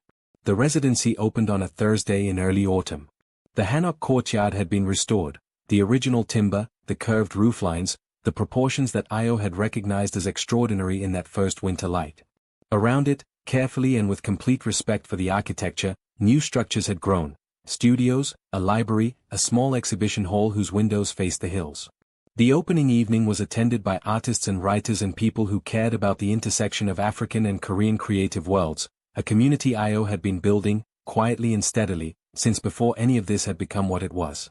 She stood in the courtyard in a deep green dress, her locks down, her grandmother's ring on her right hand, and a new ring on her left, simple gold, exactly what she had asked for, nothing performative. She looked at the people filling the space she had imagined and worked for and refused to let disappear. Harun was managing something near the entrance, precise and competent. The Lagos painter, Funmi, was in the corner in conversation with a Korean sculptor, their hands moving in the particular eloquence of artists explaining to each other what they cannot quite say in shared words. The first residency class was here. They would begin in the morning. She felt someone beside her. She did not need to look. The warmth of him was specific. The particular quality of his stillness. She felt, peripherally, the tattoo on the back of his hand as it came to rest, lightly, at the small of her back. Is it what you wanted? Jinwoo said. She looked around the courtyard. At the restored rooflines against the evening sky. At the people and the light and the work she had built from nothing and loss and the specific determination of a woman who had refused to disappear. Better, she said. He was quiet for a moment. I will not be perfect at this. He said it the way he said everything, precisely, without drama. I will need to be corrected. I will sometimes reach for control before I reach for a question. I will watch from a distance when I should knock on the door. She turned to look at him. He met her eyes. But I will come back, he said. Every time. I will come back and I will ask and I will try to do it better. A pause. That is the vow I am actually keeping. Not the ceremony. Not the ring. That one. She looked at him. At this man who had signed divorce papers smiling and watched a version of his life walk away and taken 11 months to understand what he had done and then, when he understood, had chosen differently. She reached up. She put her hand against his chest, over the collarbone tattoo she could not see but knew was there. What you protect defines you.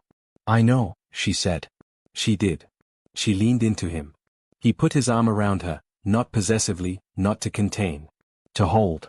The difference, she thought, was everything.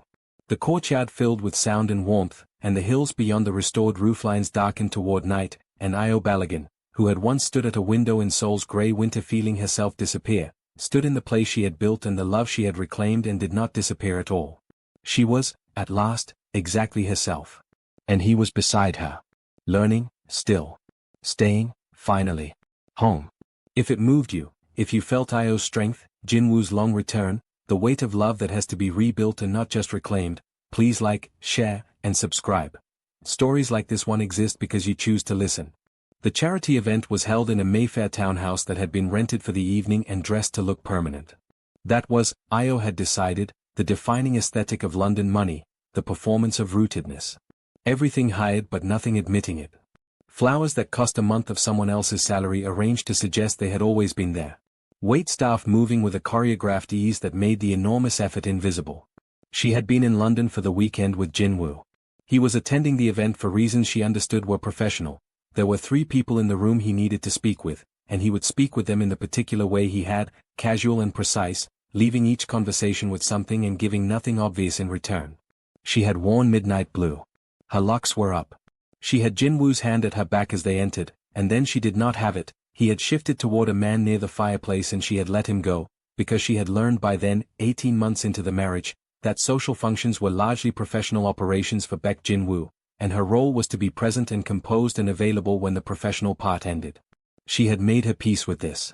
She was still in the process of making her peace with this.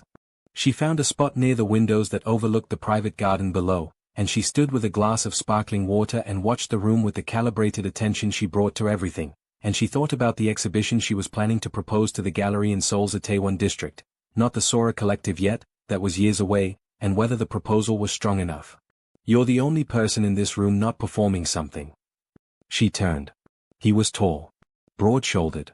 A suit that was excellent but worn with the ease of someone who had grown up around excellent things rather than arrived at them. He was perhaps 30, perhaps 31. His eyes were warm and direct and carrying a quality of attention she registered immediately.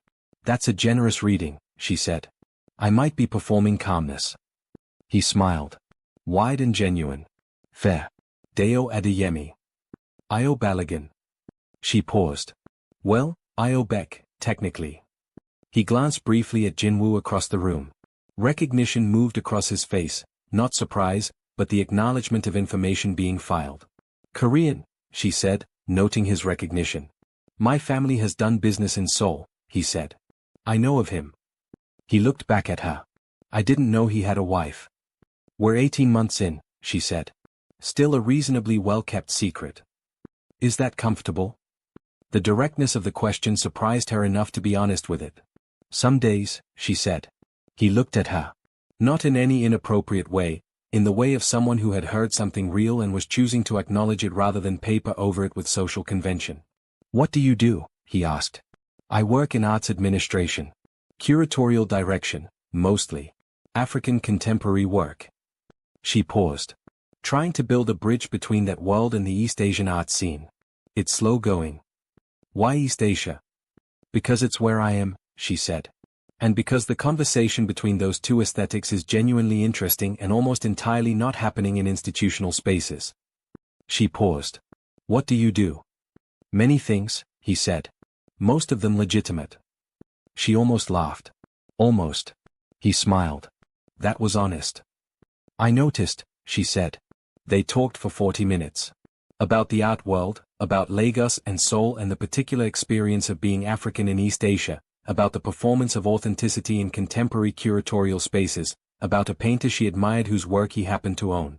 Across the room, Jin-woo concluded his 3 conversations and looked up to find his wife, and found her, standing at the window in midnight blue, animated in conversation with a man he did not immediately recognize but whose bearing he read in 3 seconds as significant and confident and paying very close attention to her.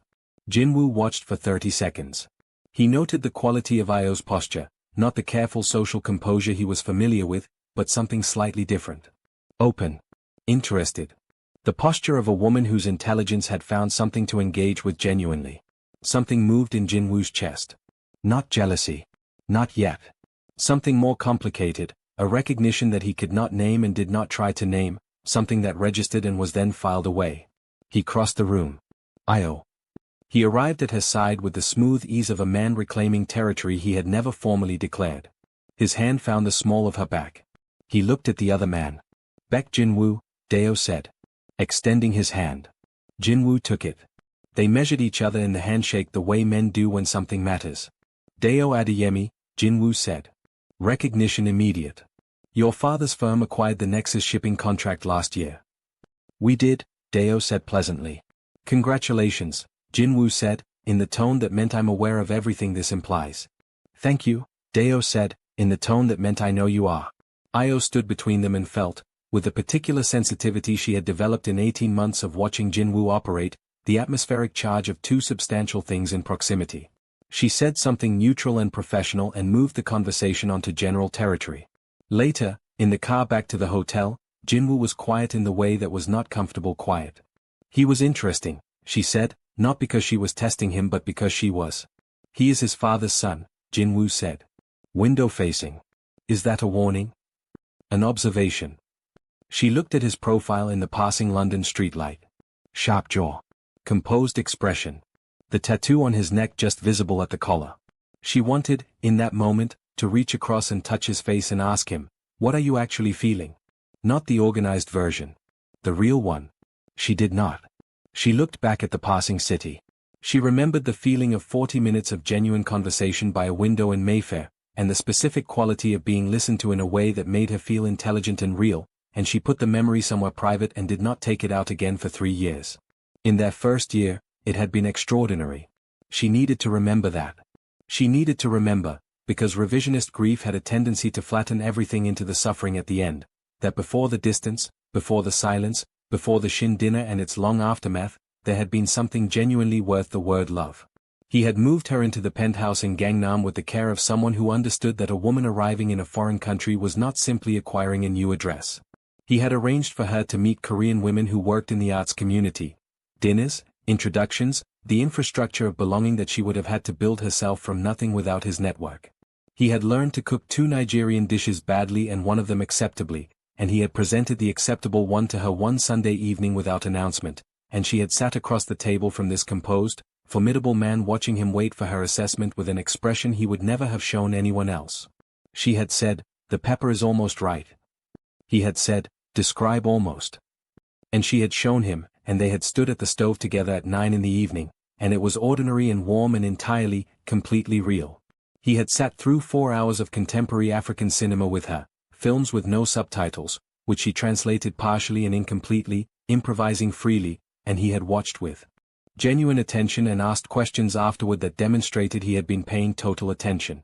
He had held her through a video call with her mother in Ibadan when the call had gone badly, a disagreement about expectations, about the marriage, about what Io owed to the family whose daughter she was. He had not spoken during the call.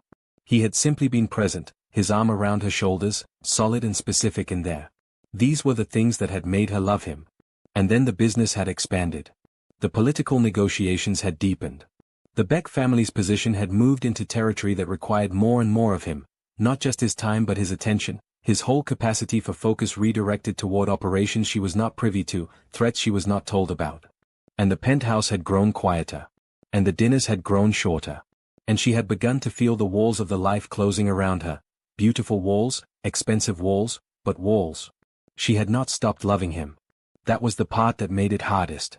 She had loved him through all of it, even when the love had nowhere to go, even when it bounced off the walls he was building and came back to her unreceived.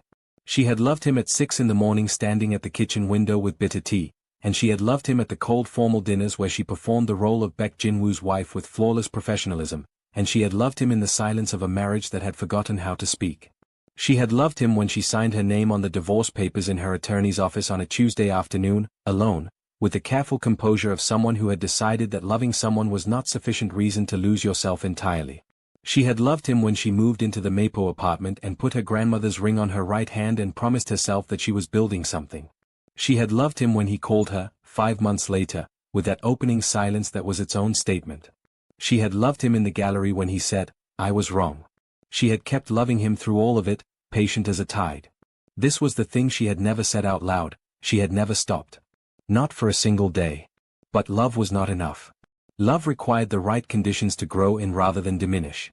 And she had needed to leave to create those conditions, for herself first, and then, if it was going to be possible, for them. She thought about all of this on a Sunday morning in the second month of their rebuilt life, lying in the pale light of her Mapo bedroom with the street sounds coming through the open window. Jinwoo was in the kitchen. She could hear the precise sounds of him making coffee, the particular deliberateness of someone who had learned her kitchen by paying attention. She looked at the ceiling. She thought, this is possible. Not easy. Not without work, not without the ongoing negotiation of two people who were genuinely different in almost every fundamental way. But possible. Real. Worth the difficulty. She got up. She went to the kitchen. He looked up from the espresso machine. The tattoo on his wrist was visible below his rolled sleeve. His hair was slightly disordered, which was vanishingly rare and which she found, privately, completely disarming. "You were thinking loudly," he said. "That's not a thing," she said. "It is with you. The ceiling gets it." She looked at him. He looked back. "Good thoughts or complicated thoughts?" he asked. "Both," she said. "The same thought, actually." He waited. She sat at the kitchen island. "I was thinking," she said, "about the first time you tried to cook egusi soup." Something moved through his composed expression. A warmth that he was, she noted, no longer working to conceal. "The pepper was almost right," he said. "The pepper was terrible," she said. "You said almost." "I was being kind." He set down the espresso and looked at her with those eyes that were doing the thing she loved most, the thing she had chased through 3 years of marriage and 5 months of separation and all the complicated territory after, being completely, undividedly present with her. "Show me again," he said. She laughed. It was the full laugh, the one that came from somewhere genuine, the one she had lost for a long time in the polished, careful performance of someone else's life and had been, piece by piece, recovering. He watched her laugh with the expression of a man who had been given something he had not fully known he was missing. Lagos in the late afternoon had a quality of light that Deo had never found anywhere else. Gold-heavy and direct. It came through the windows of his study on the 3rd floor of the Adeyemi compound and lay across everything, the books, the desk, the 2 Tunde Ose paintings on the opposite wall, with the warm authority of a place that knew exactly what it was. He had been back for 3 weeks. The business with the Shin recording had been processed through his family's system with characteristic efficiency. His father had asked no unnecessary questions about the source of the arrangement. Emeka Adeyemi had long understood that his son operated by his own code within the family's larger structure, and he had the wisdom to let it work. The leverage was secured. The Shin Group's political alliances in Southeast Asia were now navigable in ways they had not been before. Everything had gone well. Deo sat at his desk and looked at the Ose paintings and thought about a courtyard in Gyeonggi, and a woman standing in it with the thin spring light on her face saying this shouldn't be a development, and the specific quality of being surprised by someone's mind. He had wanted her. He was honest with himself about this.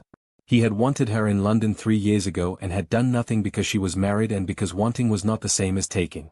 He had come to Seoul with a genuine compound intention, honest personal interest, strategic convenience, and he had allowed himself to believe, for a few weeks, that those two things were compatible. They were not. She had stood in the gallery with Jinwoo behind her and asked him, "Is this a strategy?" And he had looked at her, at those quiet, expressive, entirely non-naive eyes, and understood that the answer was too complicated to be comfortable with. He had told her the truth. Not because it was strategically optimal. Because she deserved it, and because he was, beneath everything, the kind of man who found it impossible to deceive someone he respected. He thought about what Jinwoo had said, in that gallery, in that quiet confrontation of two powerful men and one woman who was the subject of neither's claims and the center of both their concerns. Jinwoo had offered a clean deal. Deo had accepted it. He had then sat on a flight back to Lagos and stared out the window over the Gulf of Guinea and thought, "What you protect defines you." He had not seen the tattoo. But Jinwoo had said it, once, in passing. A phrase, casual. Deo had filed it. What you protect defines you. He had protected the Adeyemi interests. He had protected the strategic arrangement. He had, at the end, protected Io by telling her the truth at personal cost to the thing he had wanted. He thought this was perhaps the most honest thing he had done in a professional year. He looked at the Osei paintings.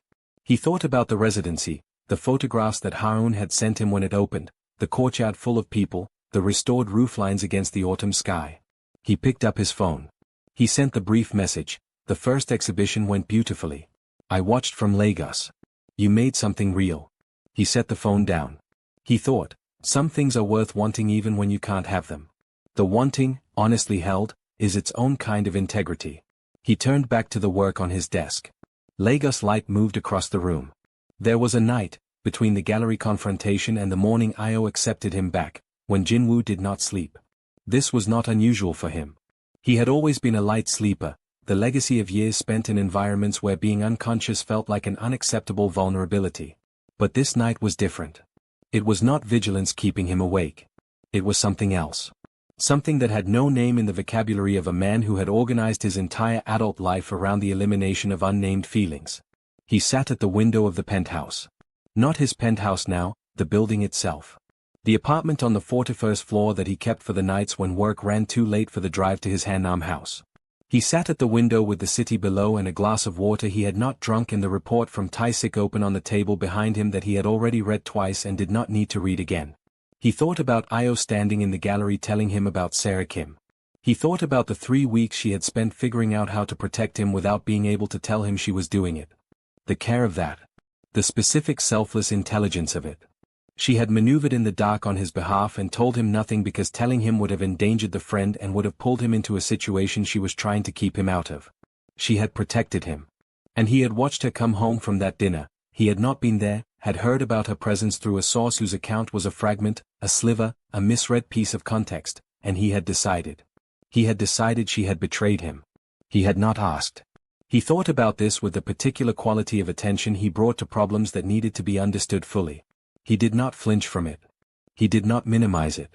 He examined it. Why had he not asked? He knew the answer. He had always known, somewhere beneath the system he used to not know things that were inconvenient. Asking would have meant being wrong. Being wrong would have meant he had misread a situation. Baek Jinwoo did not misread situations. Baek Jinwoo did not make errors of assessment. The entire architecture of who he was, the composed precision, the quiet authority, the terrifying accuracy of his judgments, was built on the foundation of never being wrong in the ways that mattered. So he had not asked. Because asking was the first step toward finding out he was wrong. And finding out he was wrong about this would have required feeling something he was not, at that time, equipped to feel. He had been afraid. Not of Shin Jae-won. Not of the business risk. Not of any external thing. He had been afraid that she had betrayed him because the alternative, that she loved him enough to protect him in secret while he slowly withdrew from the marriage, was more than he knew how to receive. The love of someone who protected you without asking for credit was enormous. Overwhelming. It required you to be worthy of it. And Baek Jinwoo, who had grown up in a world where love was transactional and conditional and deployed as leverage, did not know how to be worthy of that. Did not know how to stand inside that much genuine care without wanting to control it, qualify it, find the angle of it. So he had decided it was betrayal instead. Because betrayal was navigable. Betrayal could be organized into a system. Betrayal had a protocol, distance, divorce, Clean finality with a composed signature and a faint smile. Enormously loving someone who was enormously loving you had no protocol. He sat at the window for a long time with this. The city did not comment. Eventually he got up and went to his desk and sat down and wrote something, not a message, not a document. Just writing. Longhand, which he never did. 2 pages. He folded them and put them in his jacket's inside pocket. He never showed them to anyone. But the next morning, when he stood in the gallery and said I was wrong, those 2 pages were pressed against his chest, and they said everything he was learning about himself, and they were the beginning of something. He kept them for years. They stayed at the Hanok property the night before the residency opened. There were rooms now, not many, 6 studio spaces and 2 residence rooms for visiting artists, and one of the residence rooms had been given, quietly and without announcement, to Io and Jinwoo for this single night. The restoration had left everything of the original structure intact and added nothing that did not belong. The old timber still held its particular smell, earth and wood and time. The courtyard, in the dark, was illuminated by a single lantern that Io had hung herself that afternoon. They sat in the courtyard after dinner. Harun had prepared food. It was a running point of affectionate conflict between Io and her deputy that Harun believed feeding people was the primary expression of organizational care, and Io had learned not to argue with results that were invariably excellent. Now Harun and the rest of the opening team were in the village and down the road. The property was quiet and theirs. Io had her feet tucked under her on the low wooden bench that ran along the east wall of the courtyard. She was looking up at the sky, which out here, away from the city, was full in a way Seoul never was, stars visible and close, the Milky Way a faint suggestion across the dark. Jinwoo was beside her. Jacket off. Sleeves rolled. The geometric tattoos on both wrists visible, and the one on his neck, and she had seen, earlier, when he had changed before dinner, the collarbone piece, what you protect defines you, in full for the first time in a long time. She had read it. He had watched her read it. Neither of them had said anything. But something had moved between them in that moment, wordless and complete. Now he sat beside her with a glass of wine he was drinking slowly and looked at the same sky. Are you nervous? He said. Yes, she said. Without pretense. The kind of nervous that means it matters. Good nervous. Is there another kind? The kind that means you don't believe in it, he said. That's different. She looked at him. Do you get that kind? She asked.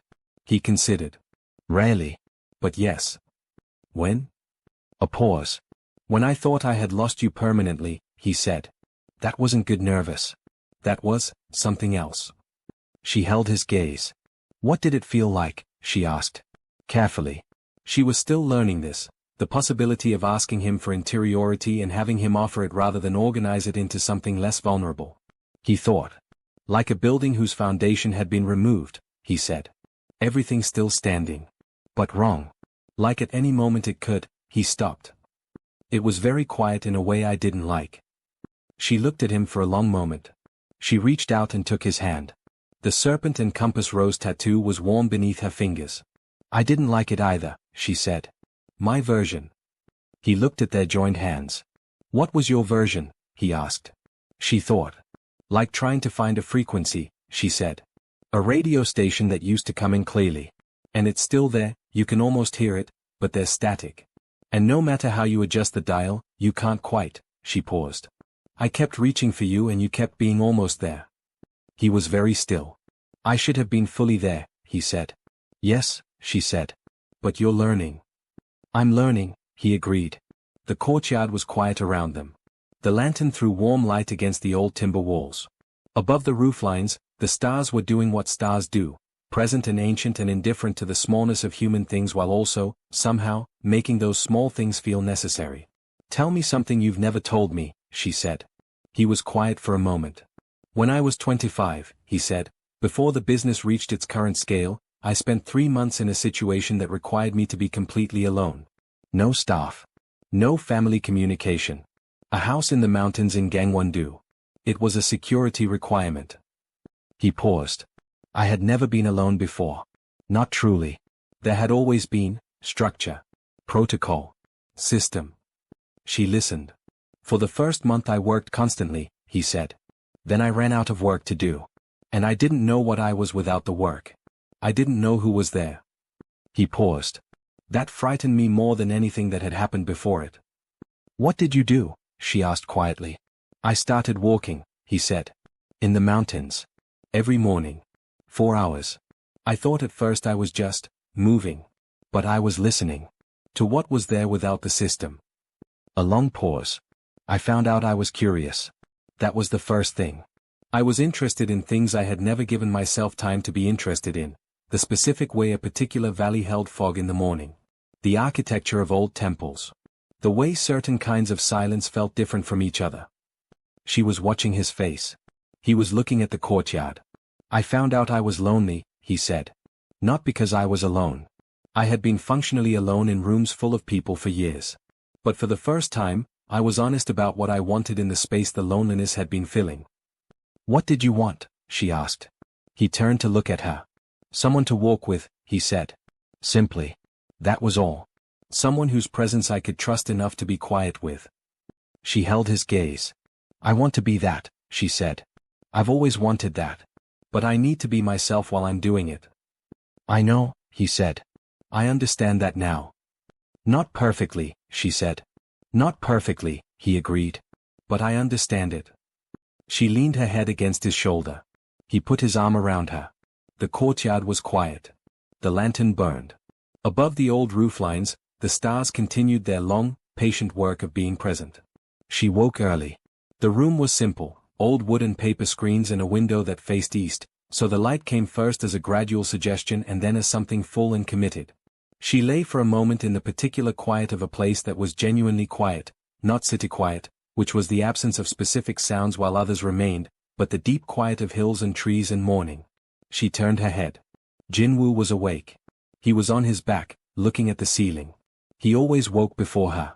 She had always known this about him and pretended not to, because she had a theory, proved consistently correct, that watching her sleep was the one time he permitted himself something like unguarded feeling, and she did not want to take that from him by acknowledging it.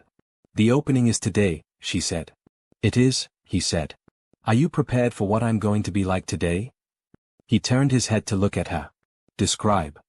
Focused, she said. To the point of being unavailable. I will not remember to eat unless someone puts food in front of me. I will reorganize things that have already been organized because reorganizing is how I process anxiety. I may forget you're there for periods of up to. I.O. What? I know, he said. I'll be there. She looked at him. The morning light was on his face, that sharp jaw, those eyes that were, this early, entirely unguarded. The tattoo on his neck was visible. His hair was slightly disordered still. She thought, this is the face I want to see in the morning. Not the composed, controlled, 43rd floor version. This one. The version that woke up before her and looked at the ceiling and was, for a few minutes in the early light, just a person. I love you, she said. She said it the way he had said it to her, precisely, stripped down, without ornament. Just the fact of it. He looked at her. Something moved through his face that she thought, watching it, might be the closest Baek Jin-woo ever got to being completely undone. I know, he said. She raised an eyebrow. That's my line, she said. I know, he said again. With that warmth, that precondition for a smile, the thing that lived in him beneath all the composed surfaces. Say it back, she said. A pause. I.O. His voice was very low. You have been the most important fact of my life since the night I watched you standing at a window in London talking to a stranger with more animation than you'd used with me in months. He paused. I didn't know what to do with that then. I'm still learning what to do with it. But I love you in a way that is not strategic and not controlled and not something I know how to organize. I love you in the way that remained after I removed every other explanation. She was very still. That took you 2 years to say, she said. I needed to find the words that were actually true, he said. I don't say things I can't stand behind. She reached out. She put her hand on his face, his jaw, the warmth of it, the specific realness of him. He put his hand over hers. This was what she had built. Not the residency. Not the gallery. Not the professional life that was real and hers and necessary. This. The architecture of two people learning each other truthfully. This was the thing that had been worth every single difficult day. Haun had known from the beginning. She was not a romantic. She was a small, sharp, entirely unsentimental woman who organized information the way other people organized cutlery. By function, by necessity, with no particular feeling about any of it. But she had worked with Io for 2 years, and she had watched. She had watched Io arrive at the gallery some mornings with that particular quality of composure that meant something had been difficult the night before. She had watched the divorce proceedings pass without comment and had responded by giving Io more work, not because she was insensitive but because she understood, correctly, that Io's work was the thing she trusted. She had watched Baek Jin-woo arrive at the gallery that first time, the confrontation morning with Deo, and had noted the specific economy of his movements, the way he occupied space without needing to claim it, and had revised her assessment of the situation significantly. She had watched Deo Adeyemi and found him warm and probably complicated in ways that would become clear eventually. She had watched Io navigate between them with the grace and the steadiness of a woman who knew her own mind and was waiting for the circumstances to align with it. She had said nothing throughout. On the morning of the residency opening, she arrived at the Hanok property early and found Jin-woo already in the courtyard with 2 cups of coffee, waiting for Io to emerge. He was sitting on the low bench. The morning light was on his tattoos. He was reading something on his phone with the focused quiet of a man who was comfortable with silence. Haun assessed this. She walked to where he was sitting. He looked up. She looked at him for a moment. "If you hurt her again," she said, in Korean, with the directness of someone who had decided that clarity was always worth any awkwardness, "I will make your professional life interesting in ways you won't enjoy." He looked at her. A silence. Then he said, "I believe you." Haun nodded once. She accepted the second coffee. He had, she noted, brought an extra, and went to find the catering team. He watched her go. The smallest of smiles moved across his face. Io emerged from the residence building 5 minutes later in green and locks down, and stopped when she saw his expression. "What happened?" she said. "Your deputy threatened me," he said. "Good," she said. She took the coffee he held out. "She was supposed to." He looked at her. "You told her to?" "I asked her to be honest with you," she said. She improvised. He thought about this. "I like her," he said. "Everyone does, eventually," Io said. "Once they stop being frightened of her." She looked at the courtyard, the lantern still hanging where she had put it, the old timber walls, the morning light on the restored rooflines. "It's beautiful," she said. Quietly. To herself as much as to him. He stood beside her and looked at it with her. "Yes," he said. They arrived throughout the morning. 7 artists. 4 Korean, 3 international, Funmi from Lagos, a sculptor from Accra named Kofi who worked in reclaimed metal, and a textile artist from Dhaka whose work Io had been following for 2 years. Each arrival was its own small negotiation of new space. The energy of the property shifted with each person who entered, became denser, more complicated, more alive. Artists in proximity to each other and to a new space produced a particular quality of charged uncertainty that Io recognized and loved. She moved through it with the ease of someone in their element. Jin-woo stayed at the edges. This was deliberate on his part, and she saw it and appreciated it. He had understood, without being told, that today was hers. He was present, he was attentive, he was available if she needed anything. But he did not insert himself into the work. He watched her.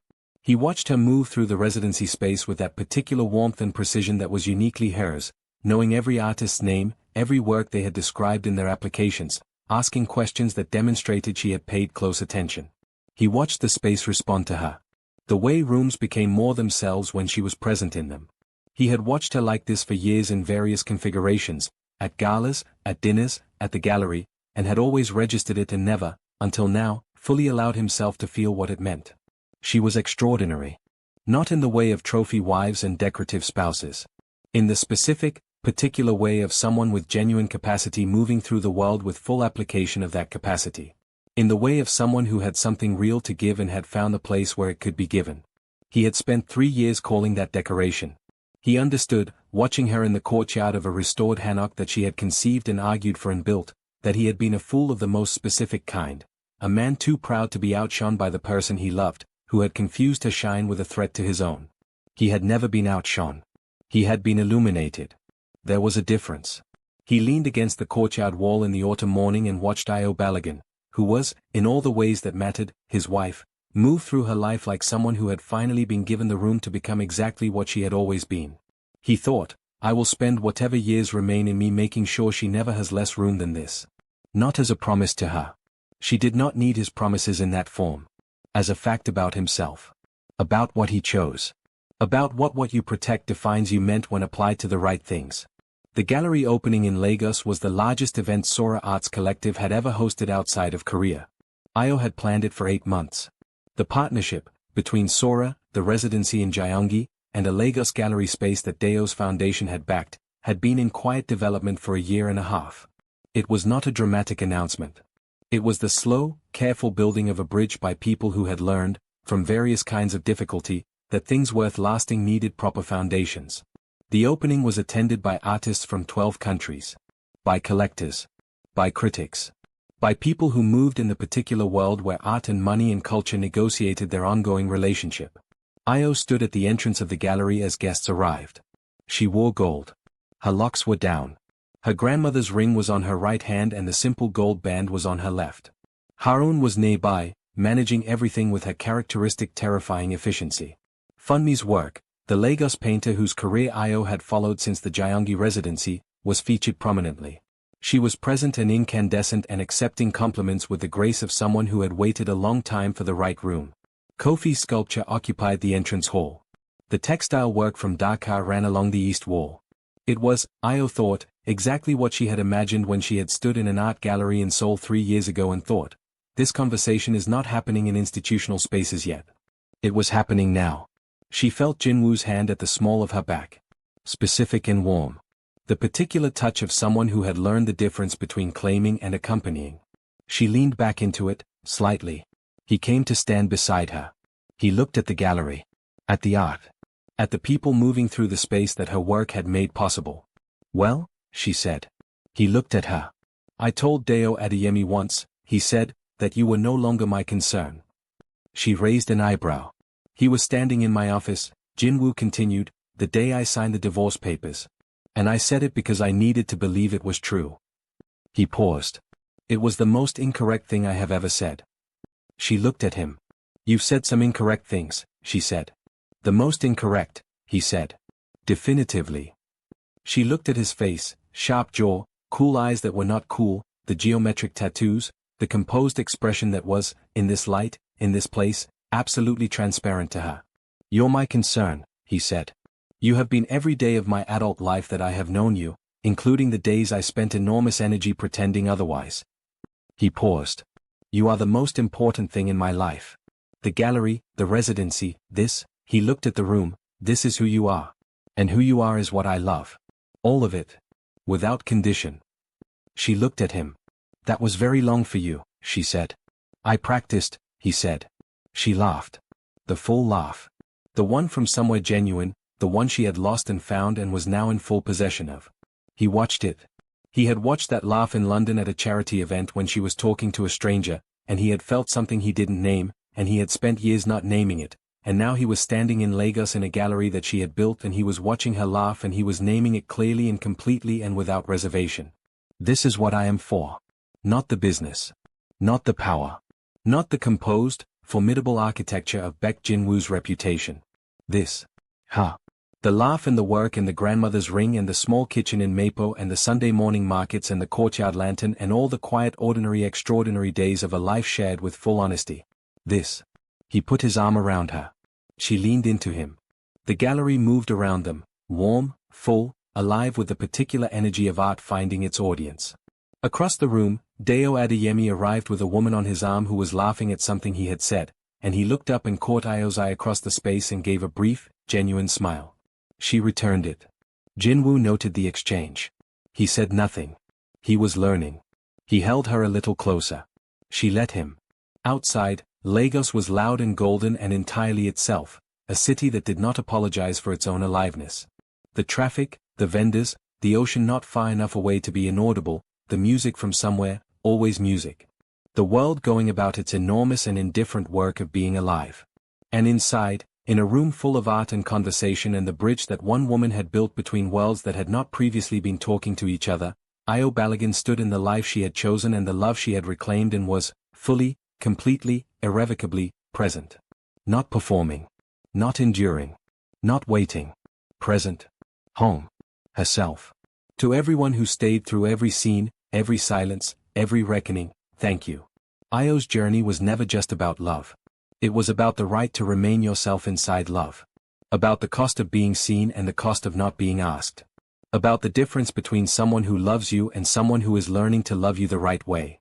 Jinwoo's journey was never just about reclaiming her.